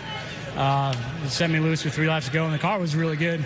Clean air is so important. I mean, we stayed out 1 caution, no tires, took off, got in the back, had a pit road penalty, got in the back, and couldn't do anything. So clean air, ECR horsepower, Nipco's on the hood. Menards and my dad and everybody's been coming here for 35 years, and it's Indianapolis. We talked to your dad up on the pit box. He's so emotional, as you said. He's been trying to win here for 35 years. The money that he's spent supporting drivers, the heartbreak, and now the victory. What does it mean for your family? It's big, my first year was here was 1989, that I can remember anyway, and I think I was here when I was like 3 or 4 years old too. But just spent a lot of time in the garage area. I think I didn't miss Indy 500 from 89 to 2003. I was here for the inaugural Brickyard 400, 94. Just a really special place for my family, myself. Thanks for all the fans. Indianapolis it's the greatest racetrack in the world, and we've got the best fans here too. Paul, when you signed with RCR, what was the reality that maybe you would have a chance at making the chase, because now you are a wild card? We are a wild card. We've had an up and down year. We've had fast cars, been struggling to put the deal together. Be consistent week to week. But it's not a lack of effort. Slugger, he's in the shop 7 days a week, or when he's not at the track, he's in the shop, and all these guys just bust their tails. Have beautiful race cars. ECR horsepower is fantastic, and we got great fuel mileage too, thanks to ECR and Timmy Petty. Such a humble driver. Paul Menard celebrates his first ever Sprint Cup Series victory. His dad, his mom, his girlfriend, Richard Childress, Slugger Labby, his crew chief, all here ready to celebrate. Reba McIntyre's even in victory lane. Thank you, sir. That's a good win. So many different things this win means. NASCAR President Mike Helton there offering congratulations to Paul. Jamie referenced the championship. You see the Sprint Showdown. All of that, though, secondary today to what it means to win at Indianapolis to Paul Menard. You heard it in his voice. You saw it in his eyes. What a victory. There's his dad. They're going to get to go out in a few minutes and kiss that yard of bricks. Special moment it will be for the Menard family. More post-race coverage from Indianapolis coming up. NASCAR Sprint Cup Series Brickyard 400 is presented by Golden Corral. Help yourself to happiness. And in part by Gillette Fusion Pro Glide. Turn shading into gliding and skeptics into believers. And AT&T, the nation's fastest mobile broadband network. Back at the Indianapolis Motor Speedway, Paul Menard has been through so many Indianapolis 500s as a fan, so many Brickyard 400s as a fan. Today, he and his crew are celebrating after getting the win here in Indianapolis. There he is with his father, a guy who is very familiar with how it feels to be in victory lane. Was so close today, couldn't get it done. That is Jamie McMurray. He's standing by with Dr. Punch. A lot of discussion with you and the crew chief. How close were you on fuel? Well, it was really close, and I was confused because initially I thought he said 2 laps, and then I thought he said a half. So I was just wanting to know if it was half or if it was 2, and how much I needed to save. I got by the 27 because I wanted to be leading the race. I knew it was going to be easier to defend than it was going to be to try to pass when everyone decided to take off. And we got a little bit lucky today, but really happy. We've had a tough year and had a lot of things go wrong, a lot of bad luck, and it's very nice to have good luck. And had Johnny Morris here from Bass Pro Shops today, and the folks from Liftmaster. So had a good Chevy and got a good finish. Now, what's going through your mind? You made the pass on the 27 car, handful of laps to go. You know the 24 is coming in your mirror. What are you thinking?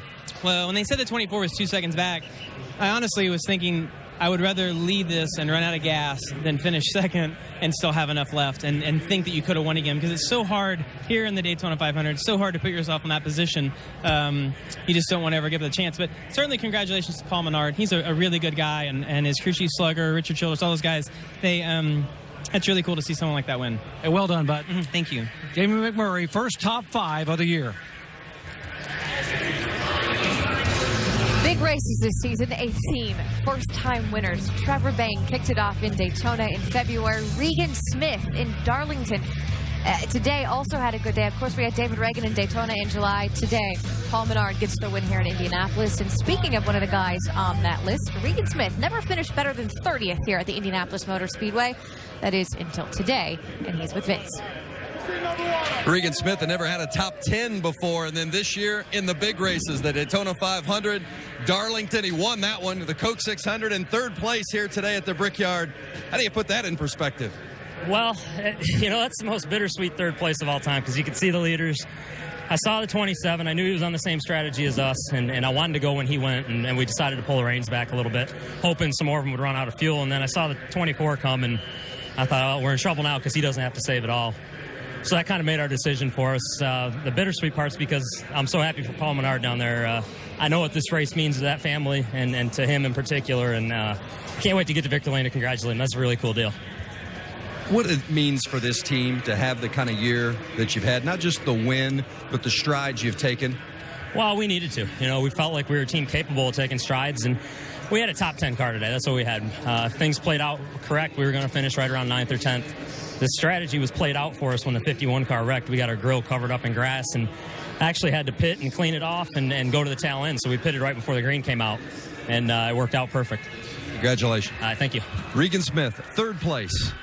Such a good story for Paul Menard to make it to Victory Lane, but keep this in mind about his crew chief. 2 years ago, Slugger Labbe went to Daytona with the 23 car with a volunteer crew of guys who had recently lost their jobs. They were trying to go to Daytona together to prove their worth. Today, he has won the Brickyard 400. They have proved everything. Slugger's always been a fantastic crew chief in this garage area, Nicole. He's done an incredible job out there. Now he's proved his skills on a very big stage. One of the biggest stages right here at Indianapolis, Brad. Guy is really good. Yeah, we've always known Slugger was an outstanding crew chief. But the thing for me is Paul Menard. We've seen him over the past 3 seasons come oh so close to getting that first victory. And like I said earlier in the day, you don't back into these things. You earn these victories. He backed that car up, saved some fuel, and put the hammer down. Paul Menard won the Brickyard 400 today. And as we said earlier, it puts him in contention to make the chase. Right now, he is a wild card, and right now, guess where he is going? On his way out to the Yard of Bricks for the traditional kissing of the bricks. He's already received so much celebration and so much congratulatory notes. You've heard the drivers telling him this is such a good story. Of course, one of the drivers who visited him in Victory Lane, the guy who has won here 4 times, who almost was able to get win number 5 today, that would be Jeff Gordon. More post-race reaction from the Brickyard. Paul Menard, your winner.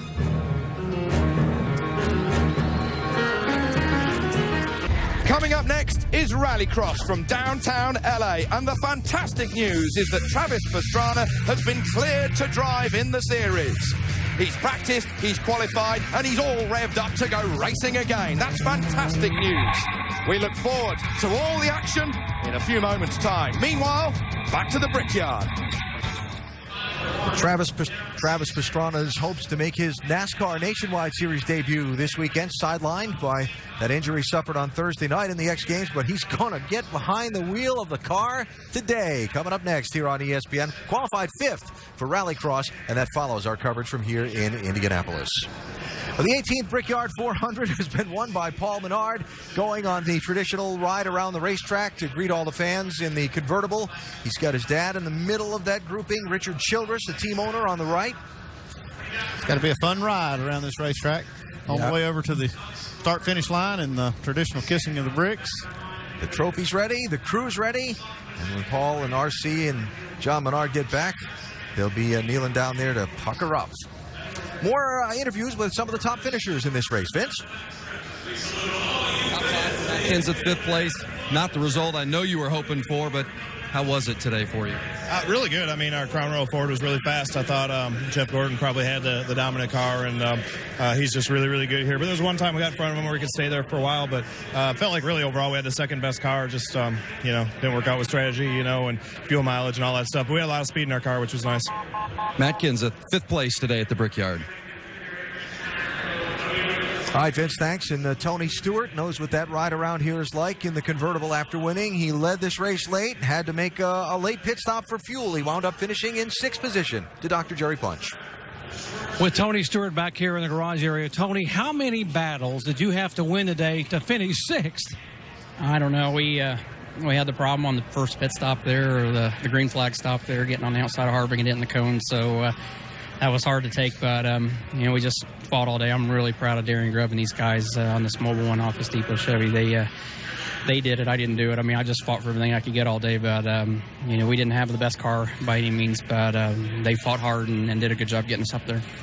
You guys made so many changes on pit road. It took a packer out, adjustments, wedge, tire pressure, and I heard you say the front end just would not bite. Does anything seem to help it at all? Clean air. That's the only thing. You know, as famed as this place is and as much history as is, it's one of the hardest places to race, guys, because it's one groove and the corners are short corners to try to make a run on somebody, and you can't run on the outside of them. So it makes it really hard, and you really got to plan your run on guys and figuring out where to pass and how to play the track position game. So you know, whatever you get here, you appreciate it because you've had to earn it. You don't get anything free here. You were leading with 20 laps to go, and they said, okay, maybe a lap and a half shy on fuel. I heard them discussing with you maybe going for it and rolling the dice, but you opted to come on pit road. I was trying to roll the dice and go for it, but, you know, they said a lap and a half, but it was 3 laps I found out from Darian here once we got back to the bus. There's no way we could have saved that kind of fuel and done anything productive on the racetrack. So, you know, it's like he said. He just said, give me everything you can give me, and, you know, we were in that last stint and a half as hard as we could. He wanted to take Grandpa's Mobil 1 colors to Victory Lane today at Indianapolis. He promised him back in September. He tried hard, but it wasn't to be. All right, thanks, Doc. And Paul Menard arriving at the Yard of Bricks, and they're going to set up the ceremony. Tradition started by the team of our Dale Jarrett after winning this race.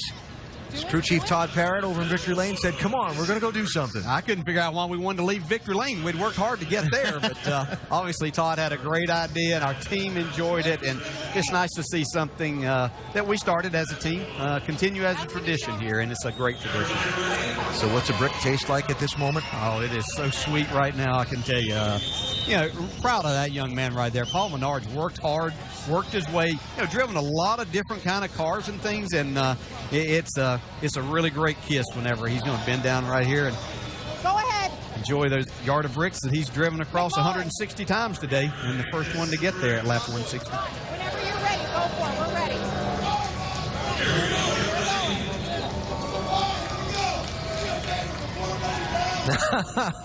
Is it always chaotic? No, we weren't quite this orchestrated. We just, of course, they've got it now down to a science with all the photographers and everything. But you know, we just kind of got out there and did it on our own to start with.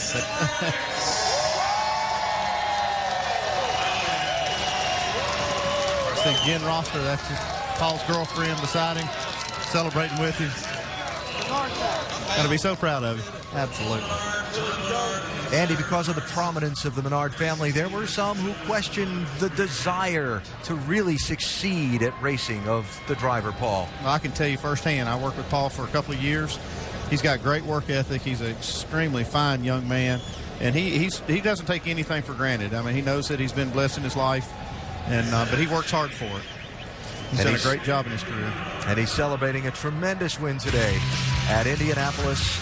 A win that has some pretty big implications for championship hopes for Paul. We'll talk more about that when we continue our post-race after the 18th Brickyard 400. The celebration continues. ESPN and Three Doors Down are giving 4 lucky NASCAR fans a chance to party with the band live. Log on to ESPN.com, search 3 Doors Down, and enter to win the ultimate VIP experience. And watch ESPN, ESPN2, and ABC for all the thrilling NASCAR action. 3 Doors Down, Time of My Life VIP experience, only with ESPN.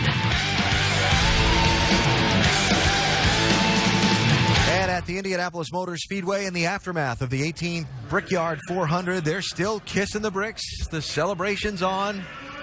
And I suppose if you're going to do the hat dance and get the pictures for all the sponsors, just as well to be puckering up on those bricks than it is. Absolutely, yeah. I wouldn't be leaving there either. Stay there as long as they want you to, and they'll let you. 365 days before you can even think about doing that again. That's if you're lucky enough to win this race again. I think I'd camp out there tonight. Been talking about some drivers who had adventurous days. Kyle Busch wound up finishing 10th. Dave? A 10th place finish for Kyle, and at the end of the day, is that pretty good, depending on how you're running today? Characteristically for us here and for the damage and everything that we had today on the M&M's Camry, certainly. Definitely had no idea that the day would be so ugly, but yet come out of it smelling like a rose, I guess. So all in all, guys did a great job. We worked our butts off this whole weekend trying to get something out of nothing. Just could never get the car to be fast off the beginning, the first couple laps of a run, and that kind of hurt us qualifying a little bit, marred us back in traffic. But we got up front, and then, on one of those pit stops there, I didn't know the 14 was coming around me. I guess I should have saw his pit board, but, we collected into the 14 on pit road and tore up the car and salvaged back in traffic the rest of the day, but then had a pit strategy there at the end to try to make it on fuel, and we did. So commend Dave and the guys for giving me good fuel mileage. JGR Engine Shop did a nice job today, so we'll take 10th and go on to Pocono. A day salvaged by Kyle Busch. And Kyle Busch lines up 4th in the NASCAR Sprint Cup Series Championship standings after Indianapolis up a spot. See how the numbers shake out with Dale Earnhardt Jr. now dropping down into that 10th position. Remember, this season, 11th and 12th are wild card spots for drivers between 11th and 20th in championship points with a win. And look what that victory does for Paul Menard. Yeah, puts him in that spot. We see Tony Stewart moving up into the top 10, moving up a couple spots. And for people like Clint Boyer and Greg Biffle and Casey Kane, the pressure just builds. Yeah, it continues to build, and David Reagan falls outside of that group now, even though he has that win. Well, Slugger Labby plotted the strategy. Richard Childress assembled the team that won this Brickyard 400. Jamie? Two very happy gentlemen. Slugger, I'll start with you. I talked to you this morning, and you told me fuel strategy will be on our side. We can go 33 laps, and it played out. What is this moment like? It's great, but really I got to thank Childress. He took a chance on Paul and myself, and, not many people thought Paul could do it. And I knew by working with him last year at RPM, Paul's one hell of a race car driver, and Richard gives us all the tools we need, and everyone at RCR. So, man, I wish all the guys from the shop could fly here and be here and acknowledge what's going on. But, man, we're at the Brickyard, and to kiss the bricks is just so sweet. But fuel mileage, I didn't lie to you. We told you what we could do, and we stretched it, and we knew when that caution come out, that was going to be the race. And we just worked on keeping the 5 and the 1 behind us, and we kept watching the 24. When he was 13 seconds back, I kept watching him. And, man, we just released Paul with 2 to go, and it worked out. It's all about communication, and you definitely had it with your driver today. Richard, he said you took a chance. You went to a 4-car team again this year with Paul Menard and Slugger Labby as the crew chief. What did you see in these two together that could benefit this team? I've always knew Paul could drive. I looked at hiring him 2 or 3 years ago for one of our other cars, and he proved today what he's made of. And I told him this morning, I said, this could be your day. Hang in there, buddy. And it sure was. It was your day. Richard Childress, 3rd-time winner here at the Brickyard 400. And pretty happy about it, obviously. Paul Menard, by the way, joining us on SportsCenter later tonight and on our NASCAR Now Roundtable on Monday, 5 Eastern ESPN2. He's got a lot of things that go with winning a race as big as the Brickyard 400. Dale Earnhardt Jr. led the Brickyard 400 for a time. Dave talked to him when the race was done. A lot of people hot out there today. Junior coming home to a 16th place finish after leading laps. And on that last stop, you guys were on the good fuel strategy. Did you think it might work? Were we? We run 16th. I don't know if that was the best strategy out there, but congrats to the 27 and that gang, Slugger and Paul. They're a good racing group, and they work hard. But we had a good run. Our car drove pretty good.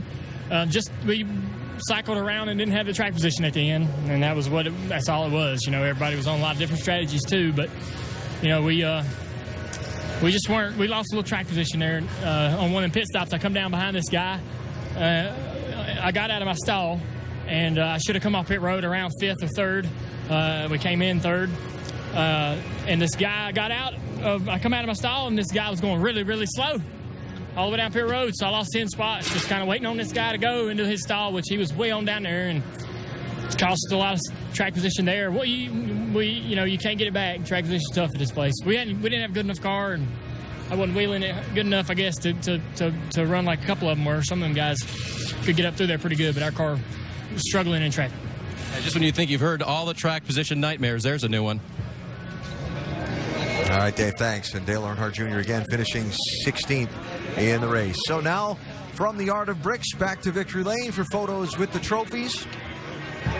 As Paul Menard, Richard Childress Racing and Company celebrate a huge win today at the Indianapolis Motor Speedway.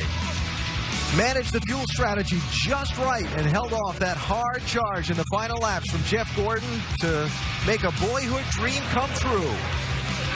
His dad, John, celebrating their family's long association with this great racetrack, culminating today with victory in the Brickyard 400. What a time it's been for the 15-time funny car champion John Force at Sonoma, California. With this run on Friday night, he broke both ends of the track record and went on to become the all-time leader in pole positions, 139. Coverage of the finals Sunday night at 11. This 18th running of the Brickyard 400 today at the Indianapolis Motor Speedway was a memorable one. A lot of twists and flot, exciting action, and a very dramatic finish that saw Wisconsin's Paul Menard celebrating in victory lane with his first NASCAR Sprint Cup Series win. 13 different drivers led the race today, changing the lead 22 times. Among the leaders today, Brad Keselowski. He wound up finishing 9th. Vince? 3/4 the way through the race, Brad K thought maybe this was going to be the day he went to victory lane at Indianapolis. And then what happened? It's just really close. We adjusted on our car the whole race, made it extremely fast at the end, and I felt like Jeff and I were the two best cars, but just really close with the Miller Lite Dodge Charger, and just kind of missed the pit sequence a little bit, but worked really hard all day.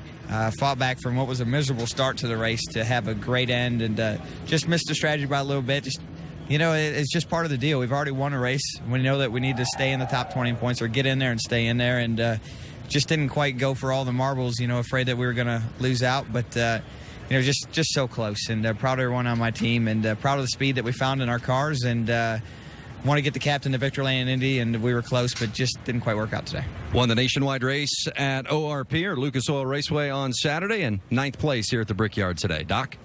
Well, from front row starter to early leader, it looked like Casey Kane might have the car to beat, and Casey, it sort of started to unravel on you. Take us through your day. Well, we started off really good. You know, our Red Bull Toyota was fast and made a couple adjustments there early. Stayed fast. I think our first time we got 4 tires. It was a slow stop, gave up a bunch of spots there, and then battled from there on and just had a hard time getting back up there. Restarts didn't go our way. The cars wrecked in front of me, and I knew I was going to go through the grass, but I thought the 51 was coming. You know, I don't know how close it was, but I went through the grass, kind of spun, then we ended up further back. So ended up being a tough Brickyard 400 for us, but we were definitely one of the best cars. You know, out in clean air, we were one of the best cars. How frustrating it is as a driver to know you got one of the best cars on a racetrack, and it's so hard to get through traffic here. Well, it's just part of coming here. I mean, we know that going into it, and that's why you want to keep track position. If you're going to have your best 6 pit stops of the year, it's got to be here. I mean, you just can't give up track position. 2 tires, 0 tires, 4 tires. Do it all at the right time, and if you don't do it at the right time, you'll never get up front. Hey, thanks for your time, Casey. All right, thanks. Casey Kane finished 18th today, Alan, and dropped back for 1 spot to 15th in the point standings. Casey led the most laps today, Doc, as we take a look back on the events that unfolded in the Brickyard 400 today. A very competitive race. Again, 22 lead changes, 13 leaders, 5 caution flags during the 160 laps. A lot of contact on pit road during the day. Yeah, just close racing. Everybody trying to get here at the same time, kind of. And we saw a lot of things happening. Jeff Burton slowing down, Montoya getting into the back of him. Very narrow pit road. You see Jimmy Johnson right here getting into the side of Brian Vickers.